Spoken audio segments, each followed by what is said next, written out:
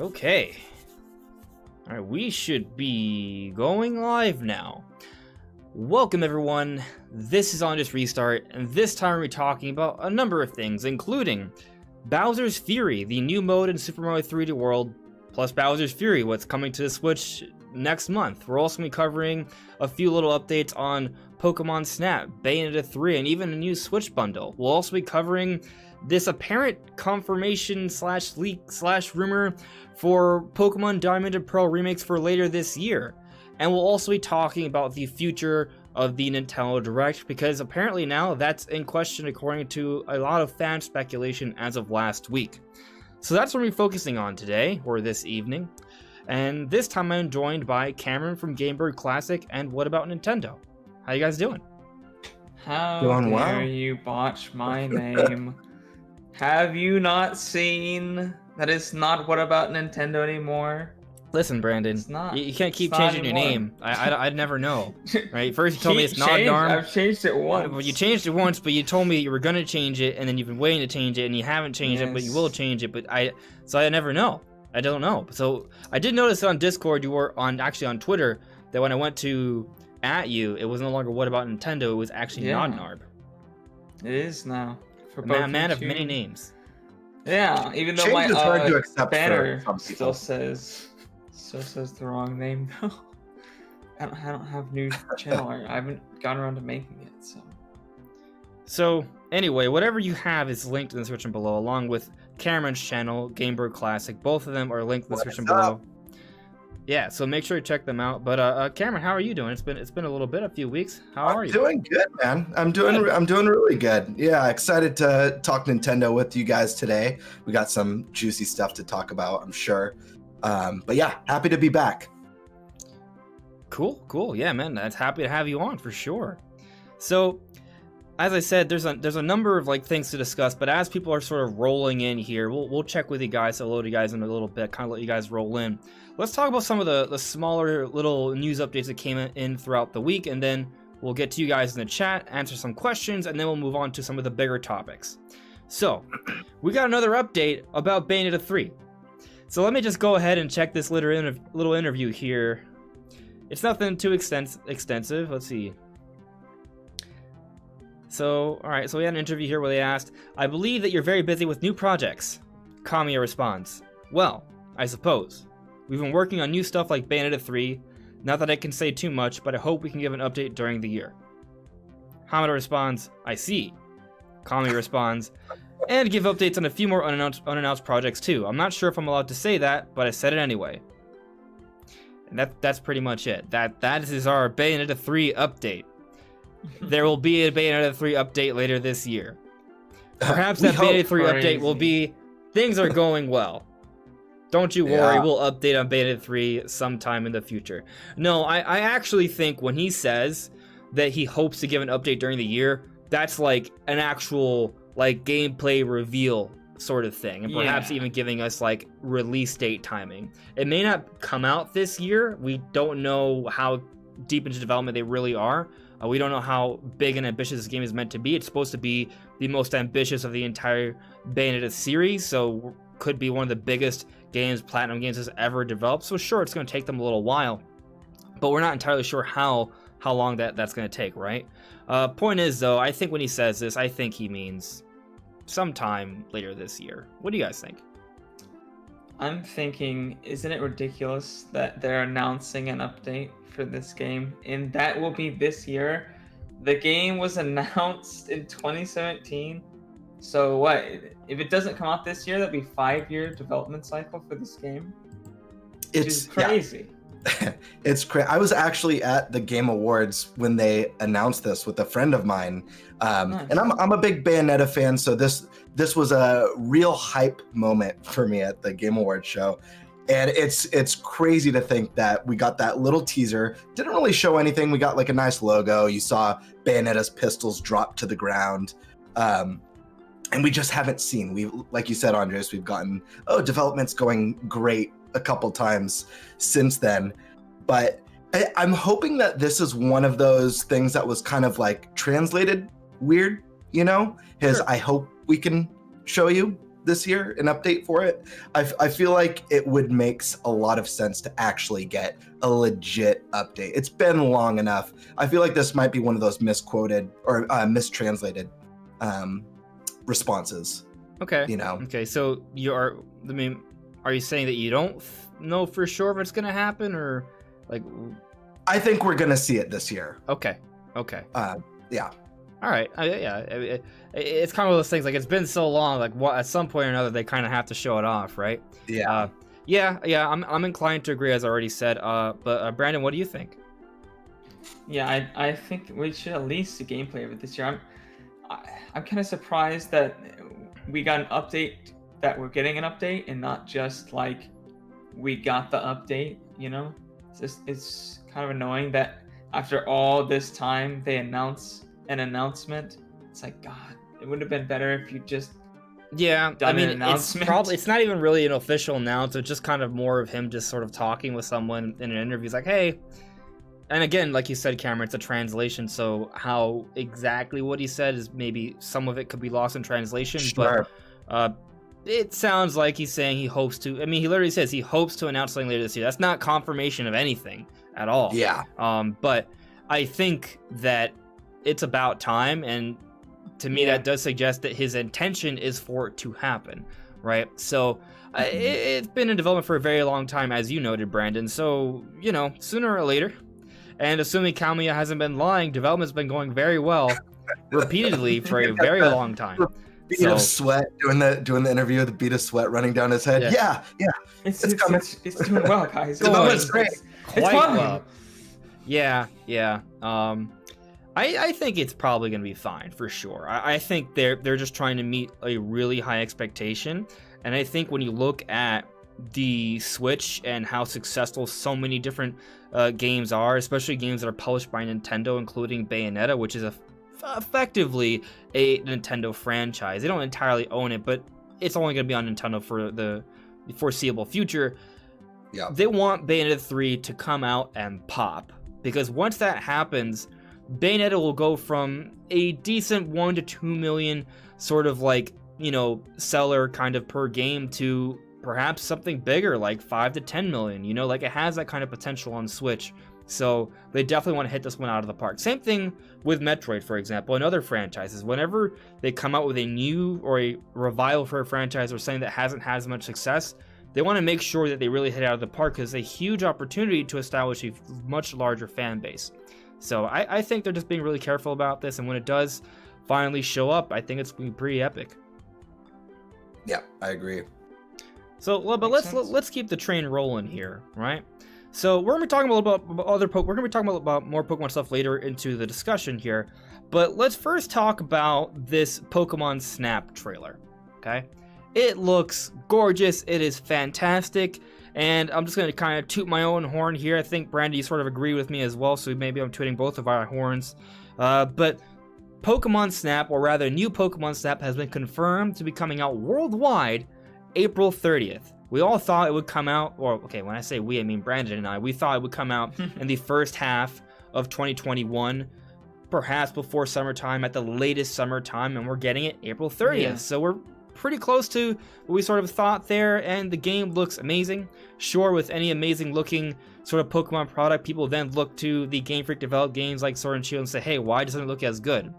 But this game looks fantastic, and I am super, super excited about it. How do you guys feel about new Pokemon Snap? I'm thrilled. I was a huge fan of the original on the Nintendo 64. Yeah. And when the Wii U was out, I thought for sure, I was like, oh man, we're going to get a new Pokemon Snap, because this console is built for it with the gyro and stuff. Never happened. So I'm thrilled that we're finally getting it. I do have a couple concerns just because, and I actually recorded a video last night. I haven't put it up yet talking about this, but Pokemon Snap was a very short game, and we know this new one is going to be a $60 title. I hope they do more to really fill the game in. We know the Pokedex is already going to be bigger than the original, which is awesome. It's not just going to be the 151 again, but I hope there's a little bit more story, some more maybe quest types, stuff that's pushing you to get through these levels and find the evolutions and all the secrets. But I'm other than the possibility of it being a short game, I'm really looking forward to it. And like you said, the game looks really pretty. I wish Sword and Shield looked nearly as good and I guess organic as this one looks. The way you see the Pokemon interacting with the environments and each other, so cool. It's like, man, there's so much potential for Pokemon, and this game is really pretty, and I can't wait. Yeah, I mean, I think the thing is, going back to the visuals, right? Firstly, Game Freak historically has always been conservative with their visuals. But I would say, as the generations have sort of progressed, Game Freak has gotten better. If you look at Pokemon Sun and Moon, that game is one of the best looking games on the 3DS. Like, I think most people can kind of agree with that. But they've now transitioned from handheld, which they've been doing their entire lifetimes as a company, as far as I know. Yeah, they have a couple smaller titles they put on other systems, but for the most part, they focus on just handheld kind of games, and they're rarely ever as ambitious as their own Pokemon games. And visually, they've always been conservative. The most ambitious visually, I would say, is Pokemon Sun and Moon when you compare it to the other games we had on the system. Now, looking at the Pokemon games we've gotten on Switch so far, Pokemon Let's Go Pikachu and Eevee, and Sword and Shield, I would say that they are both conservative sort of styles, but they are visually pleasing. Some people might argue Sword and Shield, but, point is, they're not, like, entirely messy and disgusting. They are colorful, vibrant games, but they're not doing anything too lofty or crazy. But it's also there's a lot going on there, right? Because there's so many Pokemon in the Pokedex that they sort of have to animate for, keep that all cohesive, and all the other things that sort of go around that, because it is an RPG with many different sort of mechanics involved and characters and lore. So there's a lot to kind of handle there. But then you take a look at something like Pokken Tournament, or the Pokemon Stadium games we've seen in the past, or even now more recently with new Pokemon Snap. All of these games have all been far more visually impressive. But I think part of that has to do with the fact that they're focusing on just one particular thing. Like, new Pokemon Snap, when you really break it down, is not nearly as large as all of the different components for the mainline Pokemon games, because the mainline Pokemon games are encompassing so many different things. New Pokemon Snap is focusing on taking pictures of Pokemon, and they're only using a couple hundred from what I heard, which is still more than the original game, still a lot more Pokemon, but it's not the entire dex here. It's maybe about 20% or 25%, something like that. So, there's a lot less to focus on there, and they're creating a few different environments you can move on rails, so it's contained. It's not like an open world environment or anything like that. So, they have a little bit more flexibility to kind of create what they're creating with new Pokemon Snap, and it looks amazing. But I'm just saying, like, new Pokemon Snap is kind of like apples to oranges when you compare it to the mainline Pokemon games. And I'll add one more note. Typically, we see about 2 generations per sort of like console with Pokemon. That second generation usually looks a lot better. So Game Freak is still getting used to home consoles and HD development and all. And we've only really seen the first generation. Once we get the next generation, probably by 2022 or so, then I think the games will take a more substantial jump. But anyway, I just kind of going back to New Snap, though, I think it looks amazing. I'm very excited about it. Yeah. I just want it to be a little bit more meaty of a game, which I'm sure it will be. More quest types, etc. For sure. The only thing I don't like about it is the branding. I wish it wasn't called New Pokemon Snap. I wish it was Pokemon Snap 2 or Pokemon Snap something. Yeah. No more new branding. Choice. What if there's going to be a 4K optimized version of New Pokemon Snap, because that game looks amazing, and the new branding actually has to do with the long rumored Switch Pro? What if it's going to be called New Nintendo Switch? And we're going to see a lot of games that have new in their title. No. Please don't put that out into the universe. Stop willing that. But it's possible. It makes sense. We've seen Nintendo do these things before. Remember? Now, back on the N64, we all loved that name because it was cool. But a lot of games had like that 64 moniker. It was just, okay, there you go. Well, that was unique. It wasn't just a common word. I know what you mean, but Maybe. I feel like it's probably a separate thing, just for the record, but I'm just putting it out there. How dare you? Yeah. How dare you? Yeah. Well, we'll see what happens with that. Is there anything else you guys want to sort of add in terms of a new Pokemon Snap? I'm pumped. That's pretty much it. Yeah, Brandon, I know you were sort of impressed with it visually. You basically had the same sort of thoughts as Cameron, that why can't the mainline game sort of look like that? I feel like I kind of said my piece on that, but is there anything else you want to add? As far as if I'll get this game, I'm kind of with Cameron. I want to know, like, if there's enough stuff to do, because I don't really play sandbox games, but Sure. I'll get addicted to something that has tasks for me to do. Mhm. So as long as it has clear, defined tasks that can give me like points or a rating or something, and actually like keep me interested, then I'll probably enjoy it. Yeah. But if it's just like, here are the levels, figure out things and take pictures of them, I'll get bored very quickly. So I need direction. did you ever get a chance to play the original Pokemon Snap? No. So I've seen people play it. Yeah, assuming the structure is basically the same, Pokemon Snap, basically it's kind of mission based, and there's a little bit of story that's told in between missions.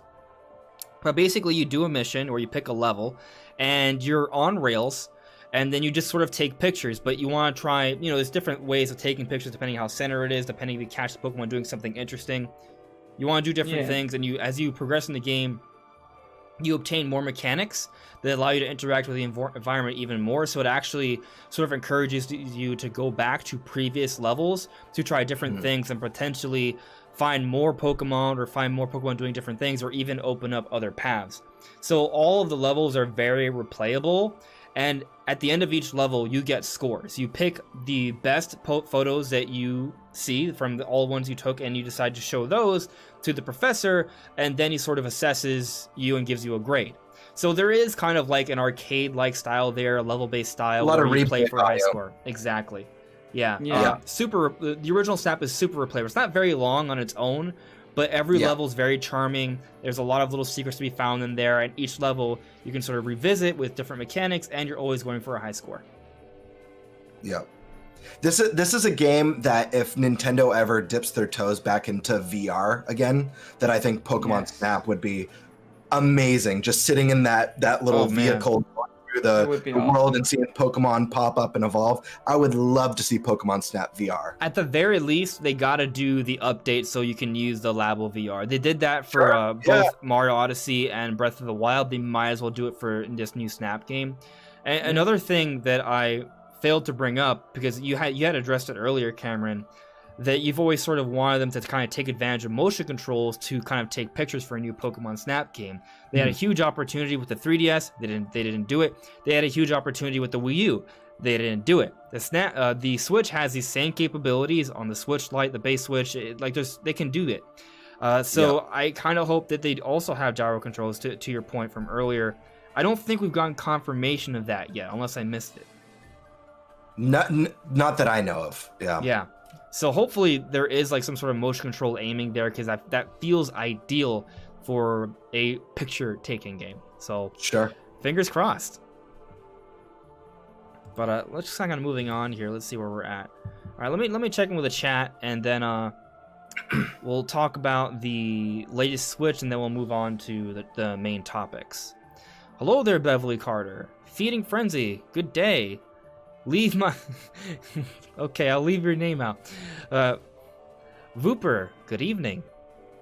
Mr. Will Bacon, hello. Mr. Goha, I'm doing pretty good, thank you for asking. What's up, Birdman? Hello there, Super Chris. Computer Robots, good day. Thomas Owen, yo. Gemini Gaming, hello there. So, do I have any questions here? All right, Mr. Goha. With the releasing of Super Mario 3D World plus Bowser's Fury, do you think we'll see a new 3D Mario this year, or in 1 year or more? So it's a great question. I have to be totally honest with you. I'm skeptical of that. Like, I know that I've made a few videos talking about how there seems to be a likelihood that the Mario Odyssey team is already working on a sequel to Odyssey. It would make sense. They had a lot of like concepts they didn't use and things of that nature. But I don't see it right now. I think the way things have sort of kind of come to pass, you know, as evidence presents itself, your opinion can change, right? And when we got the 35th anniversary direct for Mario, if they had something in the works, if there was something on the horizon for a big brand new Mario game, I feel like they would have shown it off then. They didn't. And now we're getting Super Mario 3D World plus Bowser's Fury. It has visual improvements, quality of life improvements, the game is faster, it has an online mode, and this Bowser's Fury, which we're going to be talking about later into the discussion, seems to be pretty impressive. They're definitely hard pushing this mode with the game. Like, it's a big selling point for this version of 3D World. And it's coming out in February, not even in January, February, which is slightly later into the year. My point is that because of that, and because of when I think Breath of the Wild 2 and the mainline Pokemon games are also coming out, I don't think we're getting a big brand new Mario Odyssey style game this year. Now, does that mean we won't get one perhaps the year after? It's not out of the question, but I also want to point out that, as we've discussed recently, there's a lot of information suggesting that the Odyssey team is working on a new Donkey Kong game. So if they're working on a new Donkey Kong game, and I'm not entirely sure who developed the new content in 3D World, but they might have had a hand in that as well. I'm not sure even if they are working on a new Mario game, which they likely are, at least to some extent, I doubt it's very far into development. And at this point, I'm starting to think that they're going to have to start thinking about what they're going to have for their launch lineup for their next generation Switch. We might still be 2 to 3 years away, but these games take a long time to develop, so they already have to be kind of planning for that. So I'm not saying I'm 100% like giving up on a sequel to Mario Odyssey coming to the Switch, but I am starting to lean more towards 3D World plus Bowser's Fury is what we're getting, and then after that, maybe another 2D Mario game, and then beyond that, I think we're gonna have to wait until like the launch of the next generation Switch before we see the next 3D Mario. But I'm still holding out some hope for a sequel to Odyssey, but we'll see. Definitely not this year though. I think that's really unlikely. You guys have anything to add to that, or you disagree? Agree? I'm still waiting to see if the Donkey Kong thing is real, because I'm going to be honest, I don't super believe it. It's not that I don't think it could happen, I just don't think it's what is happening. Sure. So I'm like, maybe, like, I give it 20% is how I feel. Like, that's the percentage I feel might I'm very have, offended like, that you disagree with me there, but that's very low. Yeah. Like, there's definitely like a possibility. It's there. It's on the radar, but it's Sure. low. Let me defend my point real quick. And I know we've talked about it before, but for those who haven't seen the points, it's Donkey Kong's 40th anniversary. Donkey Kong is arguably one of the most important games to Nintendo history. That original Donkey Kong game is what popularized Nintendo and basically allowed them to get into North America and eventually start building home consoles. But going beyond that, there's also data mines for Donkey Kong content for the Super Nintendo World app, and we've also seen designs for a Donkey Kong expansion to Super Nintendo World. If you're gonna have the next expansion to Super Nintendo World be Donkey Kong centric and not Zelda or Pokemon or Animal Crossing centric, you better at least have some sort of new Donkey Kong game on the market to push that. So that alone to me suggests that they should have something coming. But also we got reports late last year, so just a couple months ago, that the Mario Odyssey team was hiring for 2D development. And on top of all of that, we know, we don't know, no, but we know that there are people who have leaked other things in the past that are saying Donkey Kong is coming. Zippo on Reset Era, Nate Drecker on Reset Era, the same people who told us about Pikmin 3 Deluxe and 3D World. 3D World and all of the Mario 35th Anniversary stuff and 3D All-Stars, all of that, they're saying the same thing. They're saying that Donkey Kong is coming.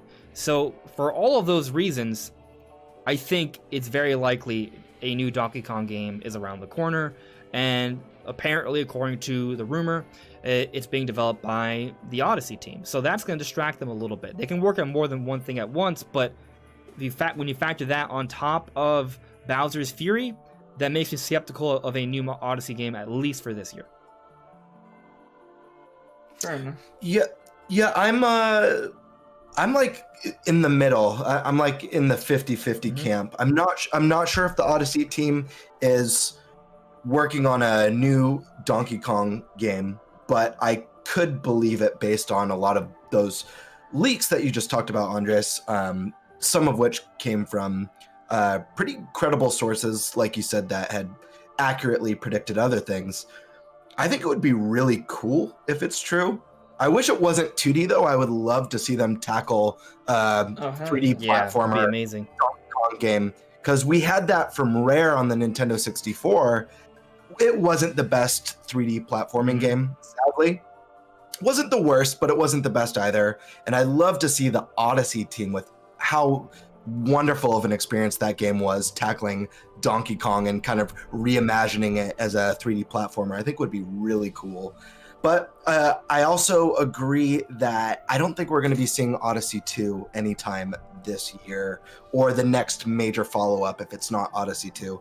Just because we're getting Bowser's Fury, which is this really exciting expansion to 3D World. But we also just had the Mario 3D All-Stars pack, and I do feel like there is such thing as too much Mario in a short time. I imagine we're going to be finding out soon about what's going on with Mario Sports as well as Mario Party. So I think at least another year before we hear about the next 3D big Mario game sounds about right to me. Yeah, I mean, you know, I think if Breath of the Wild 2 and this rumored Pokemon game are going to be the big holiday games, and if we're getting 3D World, like, it kind of makes sense to kind of save Mario for a later time. So, who knows? It may not even be the Odyssey team. There could be someone else who's developing the next 3D Mario. You know, maybe they use that engine and they simply consult with the 3D Mario team so they can work on other things. Like, there's many different ways Nintendo can put out another Mario game in the future, and we're going to just kind of have to wait and see. For sure. Yeah. But sort of moving on with the chat here and the questions, Mr. Go had another question he added me. Do you think a new Pokemon Snap will have DLC? If yes, do you have any idea? Well, it's hard for me to say at this point if it will. Basically just because the game hasn't come out yet and we still are sort of learning about it. But it's also super easy for them to do DLC. All they have to do is add another little area to explore with more Pokemon, and there you go. That's it. Like, it's super easy. There's hundreds of Pokemon left to do, so they could easily do DLC, or they could just have another follow-up that has another area that you explore, another island with different other areas, other types of Pokemon. So there's either a sequel potential or DLC potential. They absolutely can do it, but we're gonna have to wait and see in terms of how they actually handle that. Let me see. Yeah, here. I hope so. Yeah, I hope so. I hope so. Yeah. it seems like it would be a missed opportunity if they didn't. To me, but maybe that's just because I want more Pokemon Snap. But yeah, we'll see how this game comes out. If it's amazing, you know, maybe they're gonna want to capitalize on that and add more content. Computer Robots added me. If you guys want to talk about this in the later discussion, but do you think the Smash should add a 3D World plus Bowser's Fury stage like Lake Labcat as a free DLC for Smash? Should they? No. Would it be awesome if they did? Yes. Oh, I guess see, I was thinking. See, at first I was just thinking like the calm version of Lake Lapcat, but the whole point is that Fury Bowser sort of progressively gets more furious, and then that sort of happens. So there's a lot of potential you could have there with it being calm, and then there's like devastation and rain and lightning and darkness. So that would be pretty cool to see. I don't think there's any sort of character they're going to be adding for that, though. So I don't really expect that at all. But, you know, if they decide to add more stages in the future, maybe that's a possibility. Let's see here. Nfen. Nfen added both GameBird Classic and myself. How do you both feel about linear versus open game design?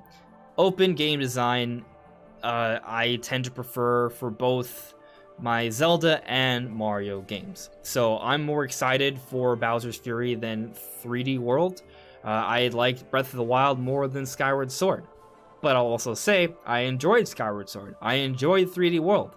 I would just prefer that if you're going to have linearity in the gameplay for Zelda and Mario, have it in segments as opposed to it being the entire game. I feel like it's better for sort of bringing you into the world when it's an open world you can sort of explore. It's more immersive in that way, in my opinion. But that's just kind of how I feel about it. What do you think, Cameron?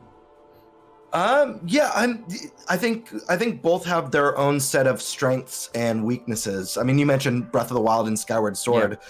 Breath of the Wild is extremely immersive. Just the sheer amount of ways you can tackle the different scenarios and how you explore and where you choose to go at any given time. Whereas Skyward Sword is very linear, but it also tells a very deep and rich storyline in a way that Breath of the Wild wasn't able to because of the way it's designed. I tend to prefer a little bit more of an open and immersive experience, but I do think they both have their own strengths and weaknesses. Yeah, I think there can be a happy balance, you know? Even going to Mario Odyssey, I'm not saying Mario Odyssey struck the perfect balance. Perhaps there's still, they can still progress, but in Mario Odyssey, they had a lot of... There was definitely those open environments you could explore, but there was a lot of like hidden sub-levels that you can get to that provided sort of like a linear path. They were more akin to what we saw in Galaxy and 3D World. Mm-hmm. And I did enjoy those. I do love those little linear obstacle courses. They're fun. So I think there is definitely still room to have that type of linear gameplay in the big Mario and Zelda games. It just kind of comes down to a balance. And going back to your point, Cameron, about the story that's told in Breath of the Wild, it's not as strongly told as Skyward Sword, but there is a good story in there. And I think they were still just sort of trying to figure out how to best tell it. And they didn't hit out of the park with the story in Breath of the Wild because they're more focused on the other aspects of the game. But I think with the sequel, they're going to do a better job. And that may include some linear story progression, but still within an open world environment. Like, there is a way to strike that balance. Yeah, I agree. Yeah, and we're just talking about Mario and Zelda here, right? Like, there are some games where linearity is important. It kind of depends on the game and what you're kind of going into that game for. Definitely. For me, it's definitely... There's a lot of times where open world games can be amazing, like Breath of the Wild, and more open games like Mario Odyssey, but they have a ton of stuff to do at all times.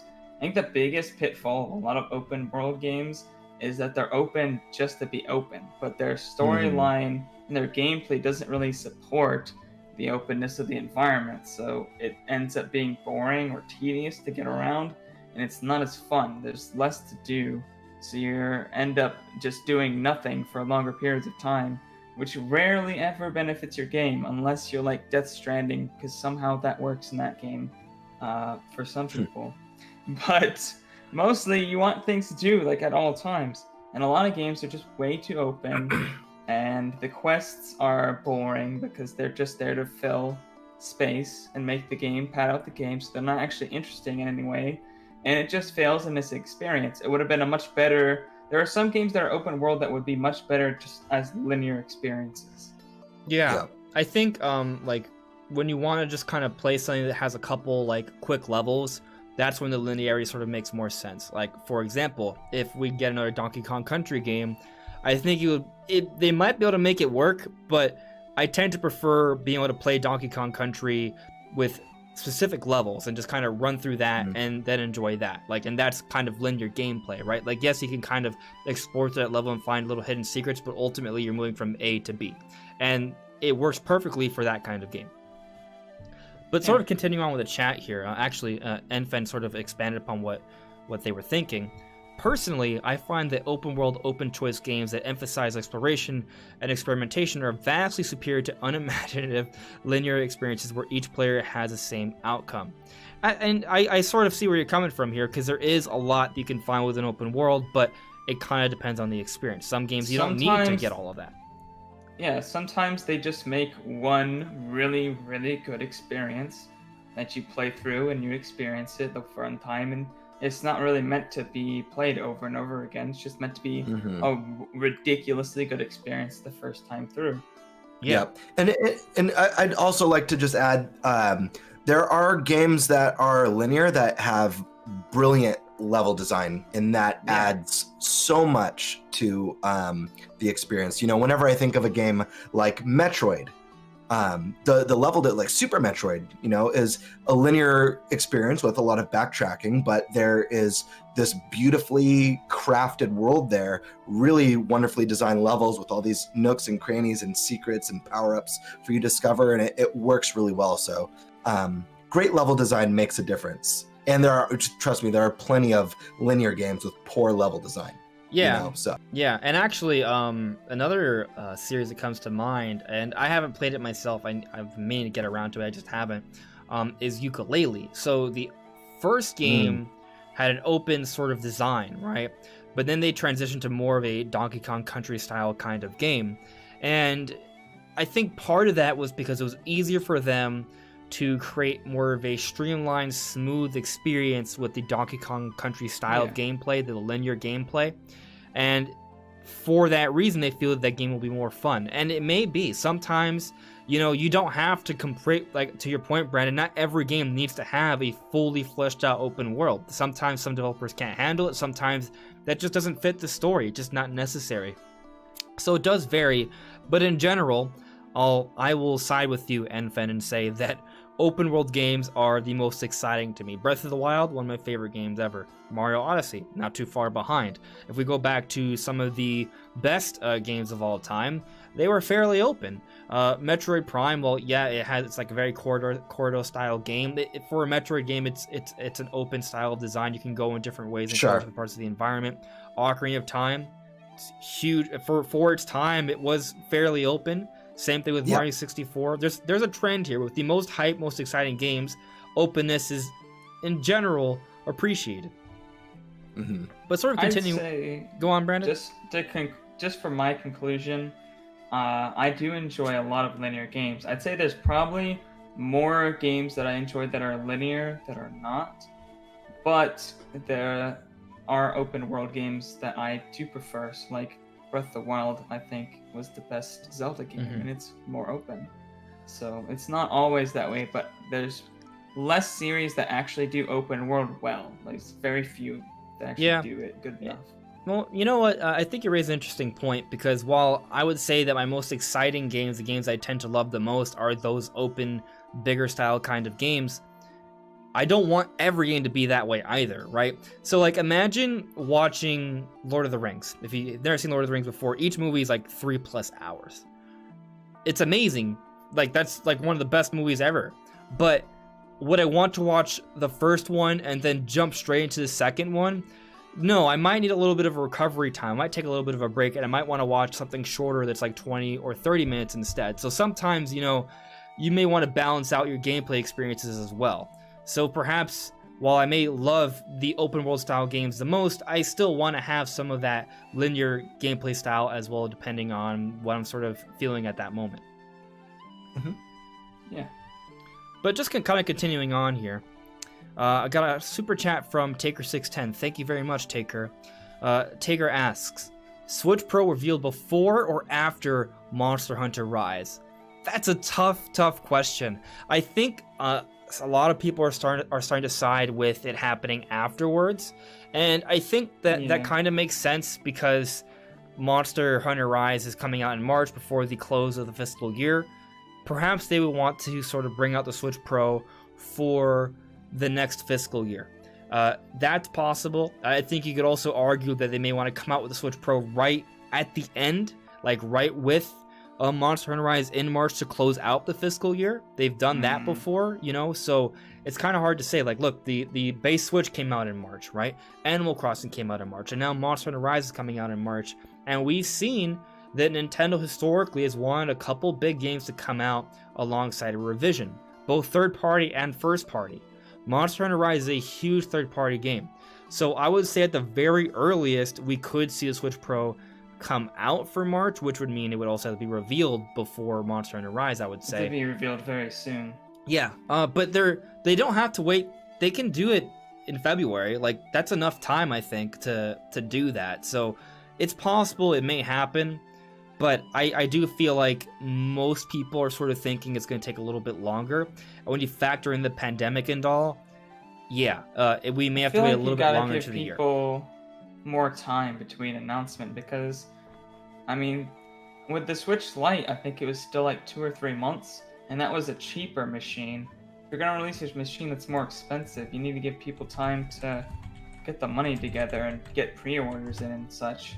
You don't want to just release it right then, so quickly afterwards. So Switch Lite reveal trailer was on July 10th, 2019.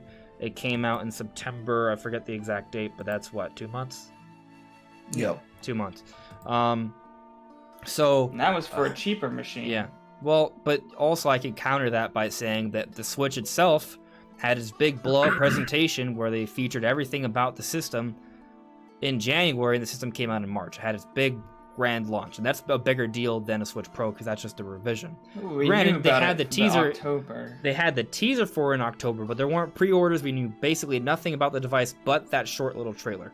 So I'm saying that if it That happens, was also it has to... insane Yeah, at the time. yeah. So My point is that if we are getting this Switch revision in March to close out the fiscal year, they probably would want to reveal it. Like at first, like I was thinking February, like it might be possible, but to your point, like there is a little bit more of a gap there. So it probably should be January if they're going to do it in March. Like just based off what you're saying, like yeah, they've had somewhat of a gap. It's not like right before. This Tuesday. Calling it now. Tuesday, guys. Are you actually? No. Don't Hold take me my to word it. for No, too late. No No. take backs. This is happening. No, I think that yeah. I think Monster Hunter Rise would be really cool game to have a Switch Pro announced next to and kind of coming out around that time. But the game does look really good on the Switch, and it performs pretty darn well from what I played in the demo. I feel like it's possible, but I almost want to say that if they're gonna save it for a big game, save it for Zelda. You know what I mean? Yeah. I see your point with that. Could be the case. Like, they could save it for like a holiday sort of thing. Absolutely. Yeah. Because I know definitely. Monster Hunter is going to be one of, if not the best third-party selling game on the Nintendo Switch. But you know darn well that every Switch fan is just dying to get their hands on the sequel to Breath of the Wild, and that is for people who don't have it, who've been thinking about jumping into Switch, and everyone who has it will totally upgrade for that game specifically. Yeah, I don't know. We'll see. We'll see. Yeah, it's a tough call. It's tough. I'll also say that I think Skyward Sword HD is coming out this year as well, and I think that has to come out before Breath of the Wild too. We've seen Nintendo launch revisions with Zelda remasters before alongside a big third-party game. So hypothetically speaking, if we have a Zelda Anniversary Direct soon, or they at least reveal Skyward Sword HD and it comes out this March, then I'm going to be thinking, okay, if you have both a Zelda remaster and a big third-party game like Monster Hunter Rise, that maybe do it then. But also to your point, Cameron, they may want to save for Breath of the Wild too, which is going to be a huge graphical showcase for the Switch. Absolutely. Mm-hmm. So, and that makes more sense. Skyward Sword HD is an older game. If this is meant to be more of a new sort of graphical level for Switch games, then it makes sense to have something that's a bigger deal like Breath of the Wild too. Right. Also, if you figure that Zelda's probably going to be the holiday release, the big game for this holiday, whether we get a Zelda Anniversary Direct soon that shows off Breath of the Wild 2 again, showing off real gameplay for the first time, or whether we see it at E3, it seems like launching the Switch Pro holiday time with the biggest release in Switch's history is like a great way to kind of get people excited about the Switch at a time when PlayStation 5 and Xbox Series X are going to be having their first real holidays where the systems are in stock and actually have games coming out for them. I think Nintendo wants to stay part of that conversation. Obviously, Breath of the Wild is definitely going to do that for them. But I also think having some new exciting hardware just gives them that extra little boost for the holiday to be like, hey, yeah, there's some cool systems over there, but look what we got. Yeah, I think September or October would be the best months. To come out with the system or to reveal the system? To come out with it. Okay. Probably reveal it like a few months before then. Yeah. I'm not really sure. I think it could go either way. I guess when you consider everything, especially with the pandemic and all, it's probably safer to assume later than earlier. I'll side with you guys, and I guess at this point, I'll say that Switch Pro more likely is going to be revealed after the release of Monster Hunter Rise, but I'm not entirely sold on that happening. I think potentially we could get a surprise reveal within the coming weeks, potentially. But that would be really cool. Yeah, for sure. You know? I kind of want to sort of catch up with the chat here. There's a few more questions, so I'm going to go a little quicker. Ronnie Fazio added me, when we get an ARMS 2, do you think Min Min will become the new poster girl for the franchise? No, I think Min Min will be a fan favorite for a long time, perhaps forever or indefinitely, and she will be part of the roster, but I think it's just going to be the way ARMS is, where it's not really one main character, it's many. So maybe with the initial reveal for ARMS 2, they don't show off Springman or Ribbon Girl, and they show other characters, perhaps including Min Min at first. They can maybe do that, because they did sort of market it with Springman and Ribbon Girl being the two main characters. So they might change that around a little bit, if that's what you're getting at. Maybe, but I don't expect Min Min to be like the singular most popular characters featured with all the marketing. But, I mean, I could be wrong, because Min Min was the one that got in Smash Brothers. We'll see, though. Now, the ultimate point I was just trying to make is that when you listen to the interviews, they think of every ARMS character as a main character. It's equal. Continuing on, Ella Schmidt added me. Do you think that Breath of the Wild 2 will be released with Nintendo Switch Pro, or do you think it will be released by itself? It kind of ties into what we were talking about earlier. It makes sense for Switch Pro to come out with something to push something that's a graphical showcase. And from what we know what's coming to Switch that's on the horizon for it, Breath of the Wild 2 is obviously the really big one.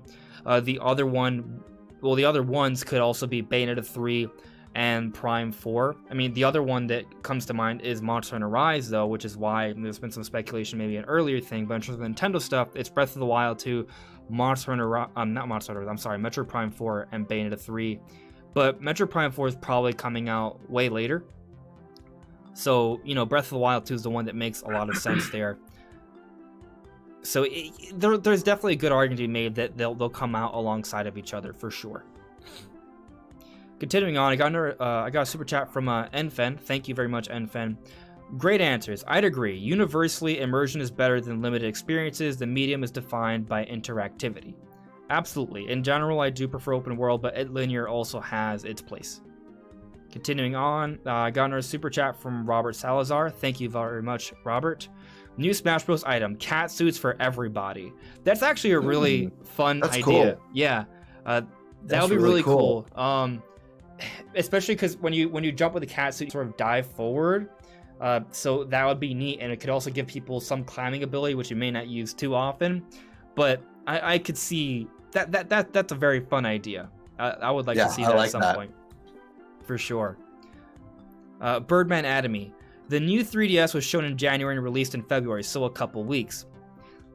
Okay, well there's that. The new 3DS was shown off 8 months beforehand already. Was it? The new 3DS was shown off way beforehand. New 3DS in Japan, yeah. reveal. It was shown off almost a year, I think, before it released. Okay, new 3DS system reveal trailer August 29, 2014. I believe it came out February of the next year. February 2015. Okay. Yeah. So, actually wait, when did it come out? Because I think the new 3DS XL came out early in the year. New 3DS. I think in Japan it came out a little bit earlier than America.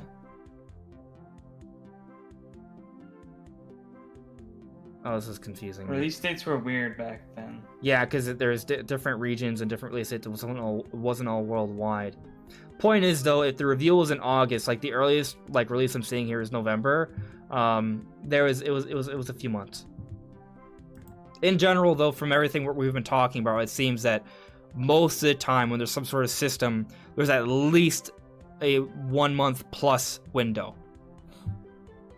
Nintendo can perhaps, change that. I mean, look at what happened with 3D All-Stars. We thought it was like less than 2 weeks. That was just shocking. We had never seen that before. So you never really know, but I would guess 1 month plus at this point. I think any earlier wouldn't be smart to market hardware that quickly. Yeah. I actually got another super chat from Enfen. Thank you very much, Enfen. Fantastic discussion. Maybe video material?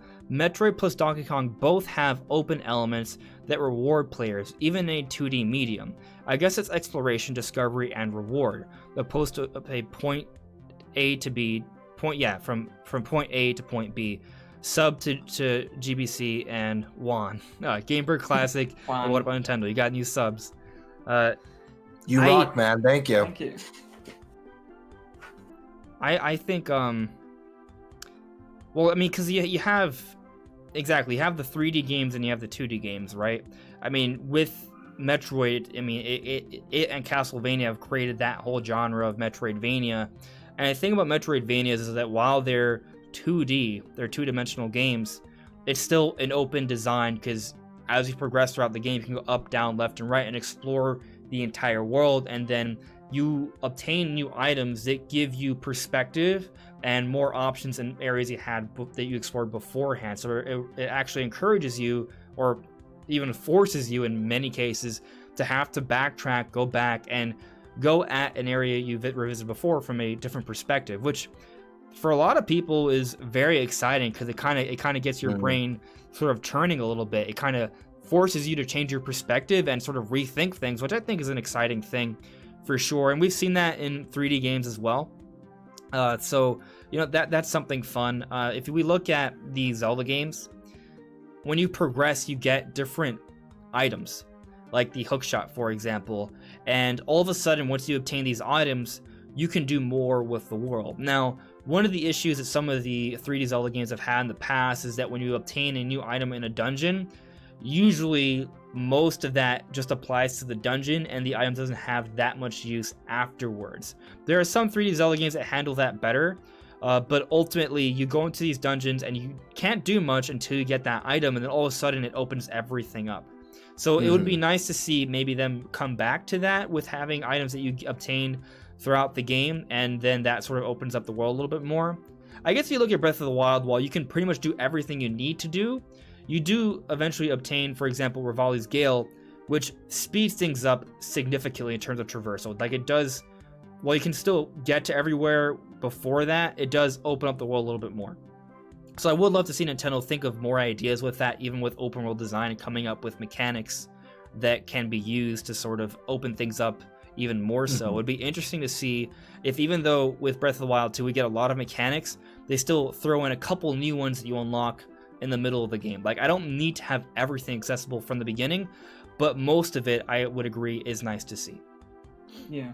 I 100% agree with that last point that you just made. Yeah. Especially because the way Breath of the Wild's designed, there's multiple ways to tackle a certain puzzle or shrine in the game. They essentially could have added items in where, like, oh wow, had I had this item, I could have done that last shrine this way, but I hadn't found this yet. Like, you can still create multi-solutions and new items to find that change the ways you interact with the world and play. Yeah, like, even though it's open, you can do pretty much everything. There are still things they could add in the middle of the game that can open things up even more so, which would be really cool to see. There could be like mountains that are too steep to climb. Like, no matter how much stamina you have, you literally couldn't make it without, like, say, climbing gear that lets you climb fast enough to get up or something like that. Like, I think there's one of the mountains has like this like giant carving in it, and there's like this diamond like ice that you can't really climb on, if I remember correctly, in Breath of the Wild. You guys know what I'm talking about, in the Hebrew region? It sounds familiar. It would be cool if maybe you obtained like hook shot or claw shot, or just like claw gloves that allow you to climb onto surfaces that you weren't able to grab onto before. Like, even in like the shrines, you can't climb on most of those surfaces, but maybe after a certain point in the game you can. Like, that's one thing they could potentially do. here's another idea I'll throw out at you guys. So Breath of the Wild really brought in a lot of things into the game, but there's one thing that they didn't bring in that I would love to see, and that is the Loft Wings from Skyward Sword. Loft Wings would be Hear really me out cool. here. Whenever we get some sort of Zelda remaster, they love to sort of suggest that it's hinting at something towards like the next big new 3D Zelda game, right? So what if we get Skyward Sword HD early this year, and then we get Breath of the Wild 2 towards the end, and it sort of hints at some things maybe related to the story or lore or even gameplay for Breath of the Wild 2. Like maybe there are Loft Wings in Breath of the Wild 2, and that opens up the open air environment even more so. Now you can literally fly to places. Maybe there are actually still some sky islands there, and you can't really get there. Like maybe there are some crazy ways to do it, but you can't really get there easily until you acquire the Loft Wings. Like that would open up the world even more so. I don't know. I think that'd be a really cool thing if they could add that, like not in the beginning of the game, but like late into the game as a really cool like secret find, like a really rare breed of Loft Wing. Yeah. It'd be a cool way of adding new places to explore, since we're going back to the same Hyrule, without having to expand outward too much.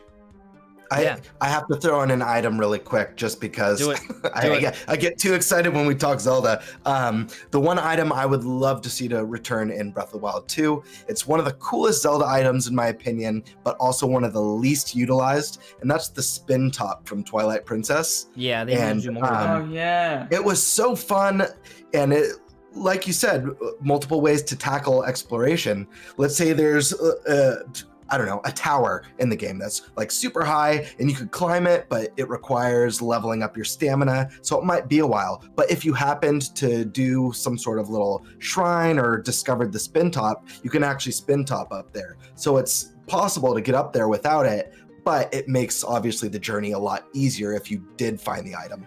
Let me add to your Cool idea. if we had items like that wore out, like your weapons did. So they're not like you find the item and then you have it forever, but you could find or a a magic version bar of that item.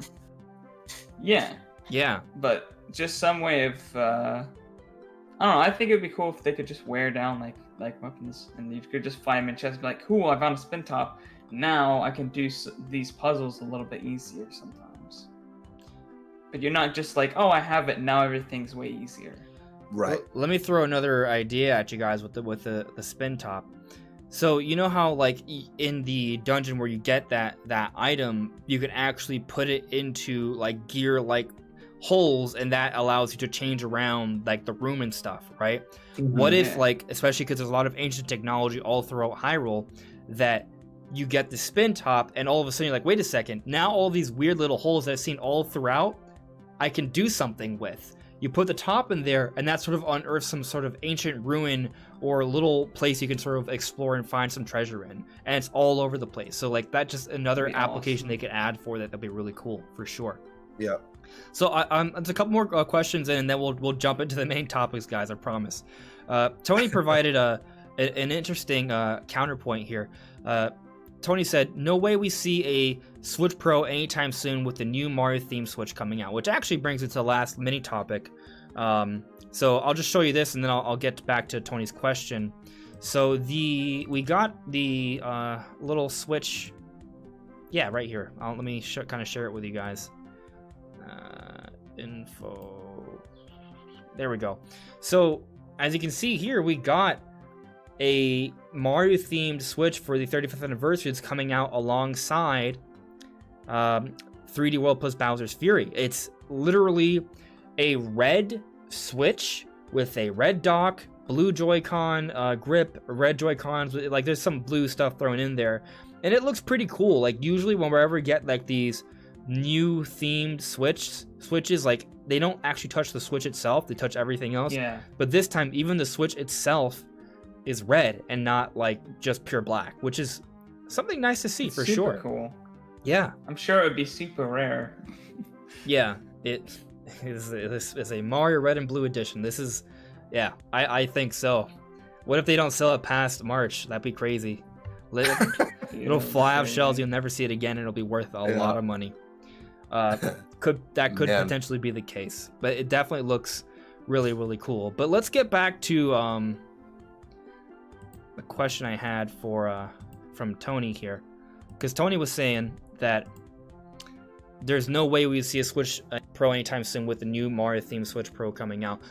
So I mean, I guess that's a good argument to be made for it to come out, like, say, in March. So again, that sort of makes it more likely for maybe to come out later. But I don't think it would mean it won't come out this year. We've seen multiple Switch variations, or not even necessarily Switch variations, but with like the different Nintendo handhelds, they've had more than one come out in a year. All the time. Yeah, it's multiple in a year, like different colors, different sort of designs for different like releases of games and anniversaries and revisions. Like they've done multiple of those things several different years in the past. So I don't expect this to stop a Switch Pro coming out this year, but perhaps, you know, it does at least mean there's not one coming out like the month after. So I guess going back to the other question, I guess it would make more sense to think that we won't get a Switch Pro reveal until after March, which, you know, it is starting to line up. That could be the case. Ella Schmidt, you are very welcome. I love answering questions when you guys have good ones, and yeah, you guys mostly have good questions. But when you have bad ones, my God. I don't really notice bad questions, just for the record, so I don't think anyone has bad questions. Emmanuel Jimenez Martinez, do you think the DS series will make a return? Sadly, I do not expect that to return. I just don't see how they can bring back dual screen gaming to where it would make sense. But, you know, Nintendo has found many ways to innovate with their technology, so it's hard to say for sure. Like, it's not that I don't think they can do a handheld like that. Like, I can imagine them coming out with a Switch that has a foldable panel and it's 2 screens. Like, that I can see easily. The tricky part is that the Switch docks into televisions, and that whole second screen, holding it and having that linked to the main TV screen, doesn't work in the same way. Like, you have to look it down at one screen and then look up. It's not as intuitive or immersive as the way the DS had it, where both screens are basically just one big vertical screen together, with just, like, you know, some separation there. So it wouldn't work in the same way. So because of that, I just don't think they're going to ever do that. But, you know, Nintendo, they're very crazy, so it's hard to say that it'll never happen, but I'm just not expecting it. I think the bigger issue is just utilization of the second screen. Because if there's only one model that has a second screen, why would you ever use it? Why would it would be used every once in a while, but most developers wouldn't bother with it. It would never get used to its full potential, so it'd just be added cost for something that really has not that much function. Yeah.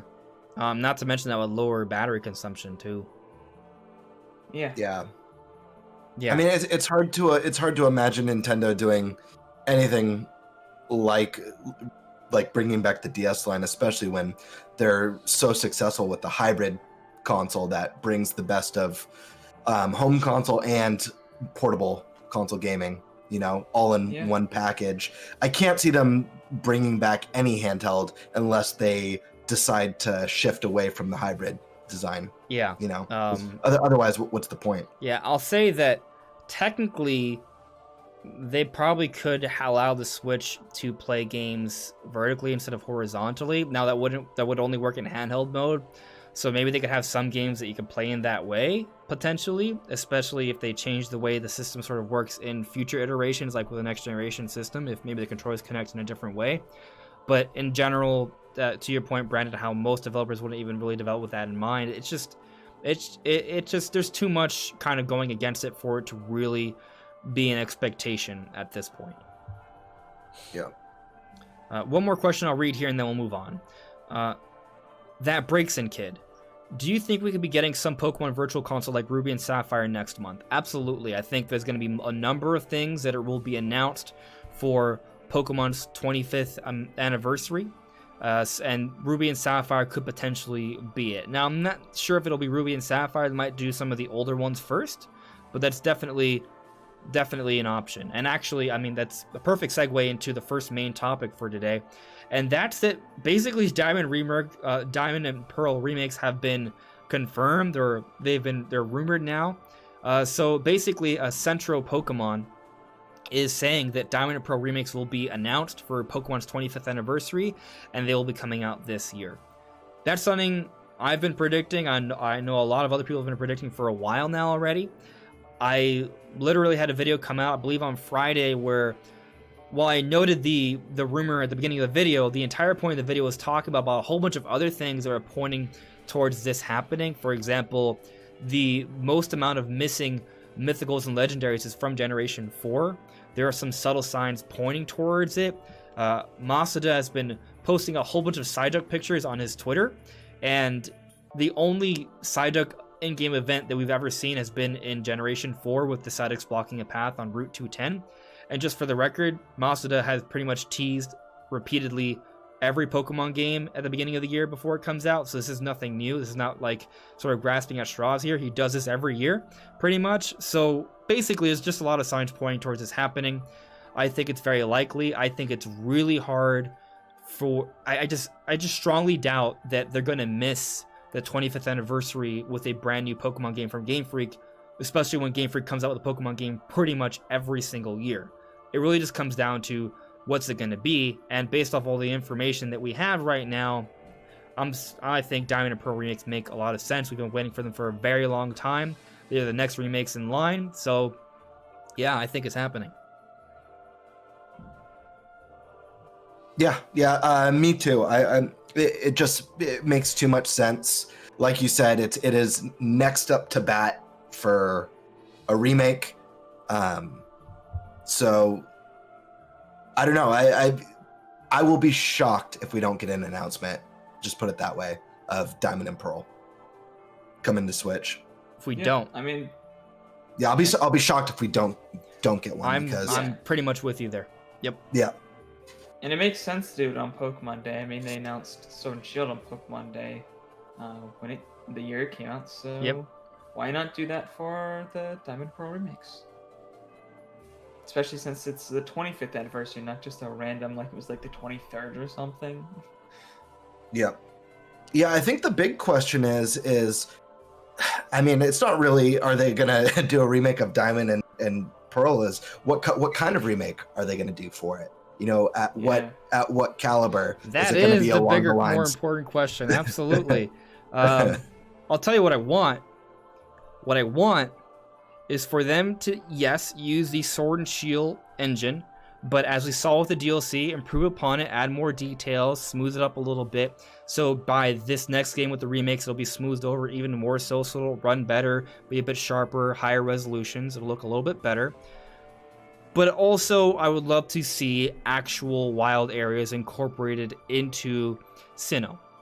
That's the region for Diamond and Pearl. And that's where I think, like, the first part where it'll use the same engine and things will look and run a little bit better, I think that's a fair and easy expectation.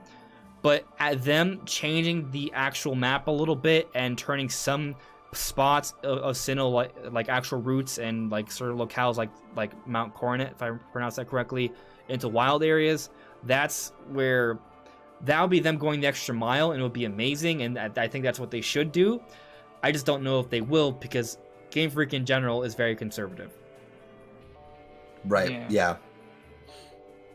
But I'm pulling for it, man. I think it makes sense. Like, I think if you look at, like, for example, the DLC of both Isle of Armor and Crown Tundra, they are entirely wild area. Like, to me, that suggests that's the direction they're heading in. They do like to use their in-between games as experimentation for what's happening in the future. Even with Let's Go, that was a hint towards roaming Pokemon, for example, and Pokemon following you, which they brought back with the DLC.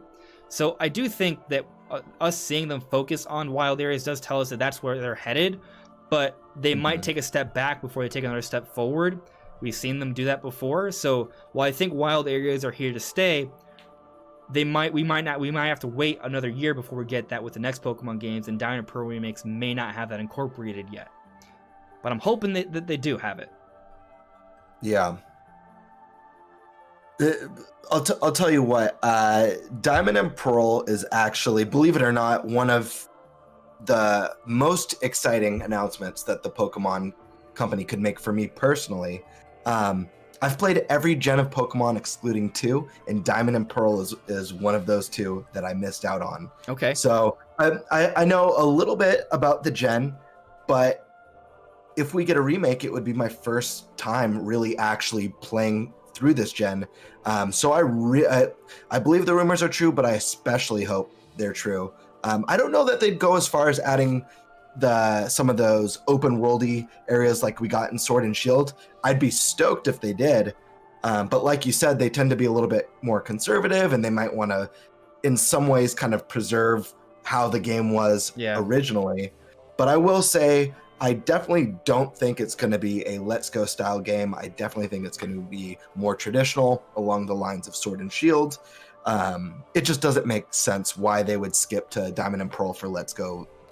That would be really weird when they could do that easily with Johto with Gold and Silver, you know? Yeah. Yep. Yeah. Two questions. One, what was the other Pokemon game you missed?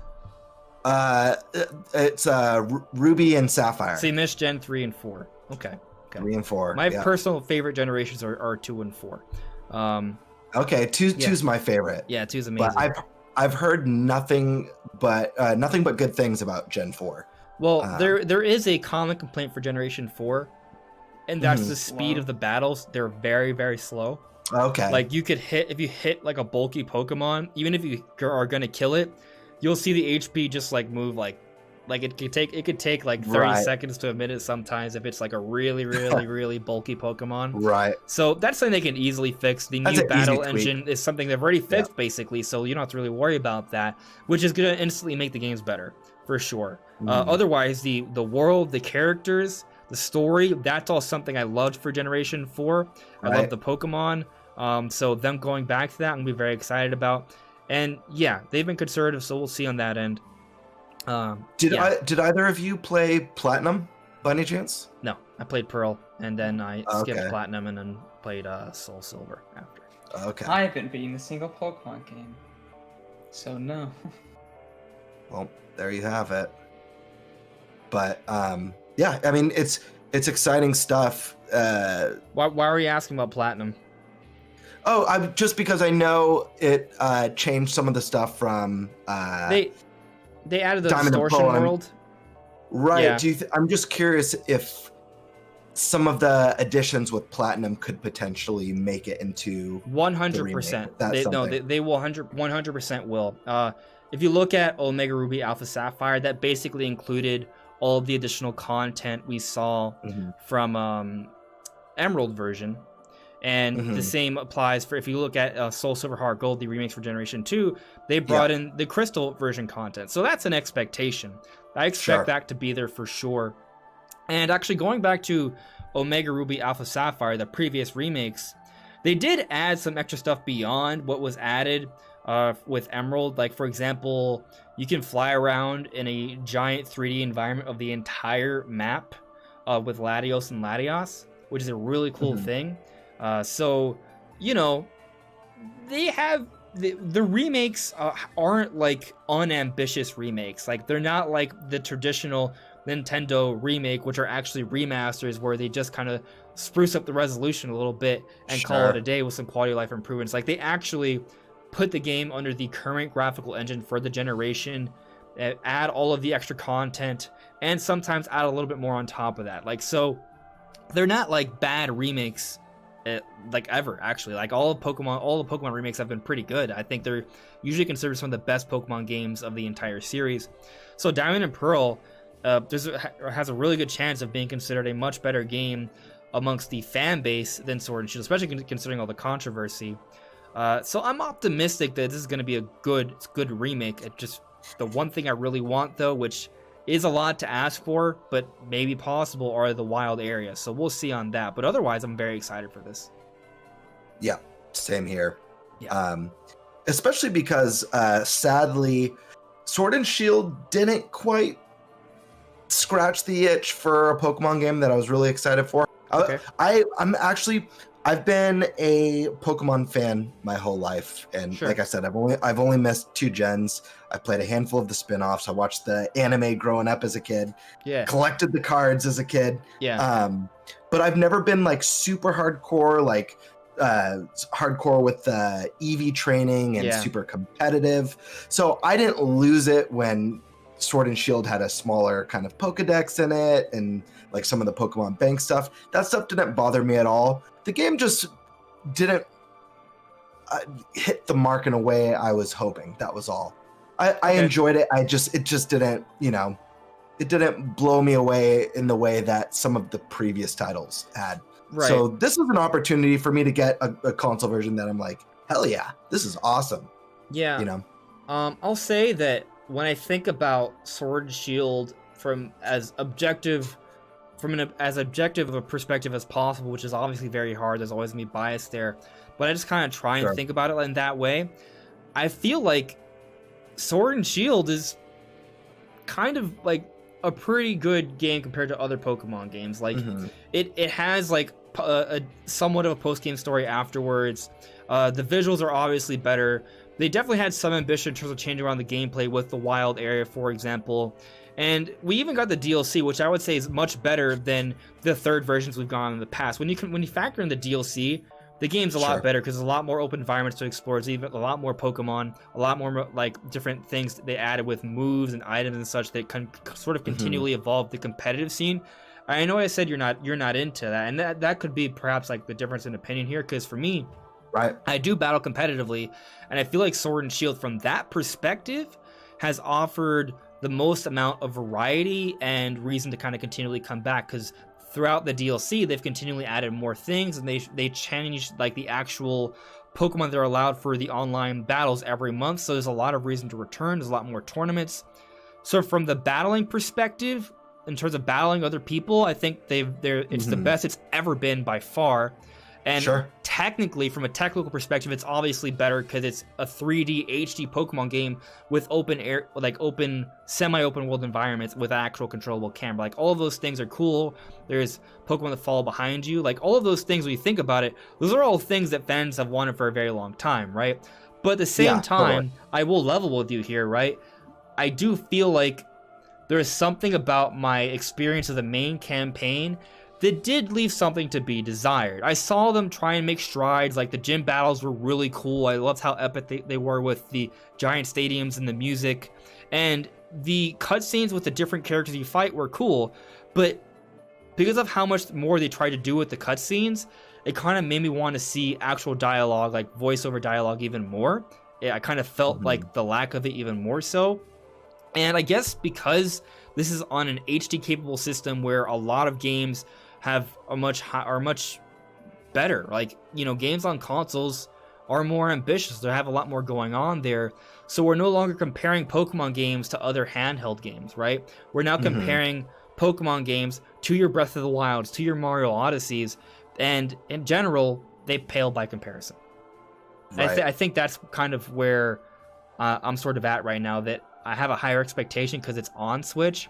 So because of that, it's not meeting my expectations as much as previous Pokemon games, but my expectations for previous Pokemon games were much lower.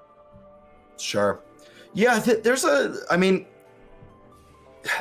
are a few things that I would like to see the Pokemon Company do with their future titles. For me personally, that I think that would really enhance the experience. The story wasn't as interesting in Sword and Shield for me. They did a really good job with Black and White with the story, in my opinion. I've heard a lot of people I'd love to see them keep doing that. Especially because I know there's still a lot of kids who are playing Pokemon for the first time, but there's so many of us who grew up with the series. So it was nice with Black and White to have a little bit more, not an adult story, but one that's just a little bit more compelling, I guess. And then the other thing that I really wish Pokemon Company would do is they add these like unique elements into the newer games, like Mega Evolutions, which is cool. But my wish for Mega Evolutions was that the mechanic is something in the storyline, whatever happens or whatever event adds a new tier of evolution to Pokemon, rather than it just being evolution that you use in battle and then you revert back to the previous form. I would love to see them extend some of the evolutions, just add a story reason for it. Charizard has a fourth form. Blastoise has a fourth form. I'll say that with Generation 4, right? Like, they added a lot of additional evolutions there. I think there is room for them to do something like that. I know in Omega Ruby, Alpha Sapphire, they added Mega Evolutions. So in terms of my expectation, it's not quite like extending the base lines of evolutions here, but given that it's Generation 8 with Dynamax, I am expecting more Gigantamax forms with these remakes. So that does add something, but it's not quite like a straight up other evolution line. Yeah. I don't know. I just think it would be so cool for there to be some event that happens that's causing Pokemon to evolve past their final forms. Obviously, not the entire Pokedex, but you know. Yeah, I personally would love to see it go back to Mega evolution. Evolution, which I thought was really cool. It's like a set, like it's a higher form state, but it's only something they can hold briefly. It's kind of a cool little concept when you think about them that way. But we'll have to. I'm expecting just more Gigantamax forms in this remake, but we'll see what happens with that. Is there anything else you guys want to sort of touch on with these Diamond and Pearl remakes? I guess we all agree it's happening. It really just comes down to how ambitious these will be. Yeah, I think we pretty much covered it, right? All right, time to move on. Yeah. I see I got a super chat from Robert Salazar. Thank you very much, Robert. Robert said, I'd like Pokemon Let's Go Gold and Silver. I think at some point that's a possibility. I'd really like that. Yeah. Ronnie Fazio added me, hey man, I just wanted to clarify what I meant before. The philosophy that everyone in a fighting game is the main character can be applied to all of games, but they always have that one character. I think, Min Min was a character that got into Smash Bros. She does seem to win a lot of popularity contests, so I see what you're saying there. It's tough to say. I'm not even sure when we'll get Arms too, but definitely Min Min is at least a fan favorite, so she probably will always be used with the marketing of the game to some extent. Let's see, or they might try and push some other new. Like it kind of depends on the direction of the game, right? Like what if they throw us for a loop and they scrap every character and have an entirely new cast of characters, and you have to sort of unlock the old characters or something, Like it's hard to say what they'll do. It could be the case that they have some weird storyline with another random character and they're the focal point. You never really know, right?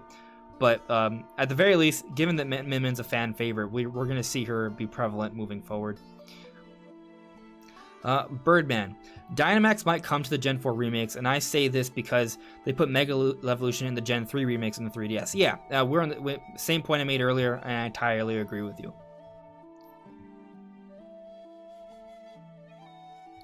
The Breakson Kid.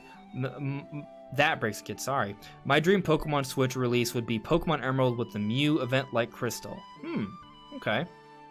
Tayrul added me. What are you guys' last Geo Fighter picks for Smash Ultimate? That's a tough one. Real quick, I don't want to make it into an entire topic, but for me, Rex and Pyra, a Monster Hunter Rise character, and either Crash Bandicoot or Rayman, one or the other. Brandon? I don't know if I could list off 3 that I actually think is gonna happen. So all I'm gonna say is I want to see Doom Guy, Impa.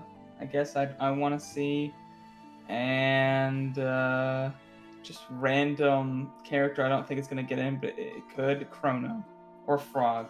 Ooh, that'd be really cool. Oh wow, another Square character. Okay, that would be pretty sick. Yeah. Okay, I'm gonna. These are like 3 total wild cards, but okay. I'm gonna say Solaire from the Dark Souls series. Ooh, Praise the Sun. Okay. I'm gonna say Skull Kid from Majora's Mask. I would love to see. He's been a dream character for a long time. And then I'm gonna say final Smash character as a big troll to the Smash community, Waluigi. Because even though he's technically already in the game, I would love to see Sakurai be like, "Gotcha," and just reveal Waluigi with a tennis racket. I would love swinging his way into battle. I would love Skull Kid and Solaire from Dark Souls for sure. But I'll be happy. There's for a Dark Waluigi Souls fan. amiibo already. Man, it kills me. I wish he was in. That is an interesting point. It's not. I don't think it's out of the question, to be honest with you. So maybe I picture Mario chilling at the bonfire, and then he gets invaded and then he does the summon stone and summon Solaire. Oh man, cool. that'd be really cool. Yeah, that's ideal. Wow. I feel like you're leaking it to me. Well, my uncle does work at Nintendo. Oh, well, all right. Well, you heard it, guys. Maybe not first, but you definitely heard it here. So Birdman actually brought up that the Gen 3 remakes had Primal Groudon and Primal Kyogre, which weren't quite mega evolutions. They were like a reversion to their primal state. So once upon a time, Groudon and Kyogre had even stronger, more dominant forms, and they would sort of revert themselves in battle when they were holding a particular item, like automatically. That's and cool. they were pretty overpowered. It was interesting to say the least. Hazed Atomy, do you think Crash or Remake is coming to Smash? I said maybe earlier, so I'll stick with that maybe. Robert Salazar with another super chat. Thank you. Earthworm Jim in Smash is the move. Whoa, That'd be cool. That would be a crazy throwback. It'd be interesting. Yeah, but let's continue on with the discussion here. Actually, well, it's entirely relevant. So, Jupiter Moon asked, when is the Direct gonna happen? The reason that's relevant is because the next topic is us sort of questioning the future of Nintendo Directs, because a lot of people, especially after last week, are sort of skeptical that we're even getting them again. Because let me sort of outline like the speculation leading up to what happened last week. So a lot of people have been hearing about, talking about, speculating on that 2021 is supposed to be a huge, big year for Nintendo. 2020 was a slow year because of the pandemic and all, but people are now thinking that with 2021 things are going to be speeding up, and there's a lot of games coming out. So with all of that comes potentially the return of the general Nintendo Direct. And then before last week, there was a lot of hype and discussion going on. There was even some people who noticed that on the back end of things, they updated the Nintendo Direct archive. Historically speaking, when this has happened, usually a few days or a few weeks afterwards, there is a new Direct that is put on the site. So in come all the news that happened last week.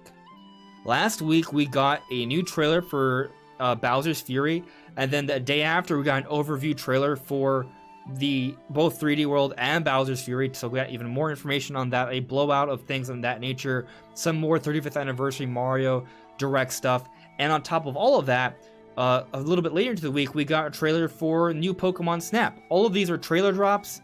There wasn't much announcement beforehand. They didn't give us too much time to sort of anticipate what would happen, and none of this was a Direct.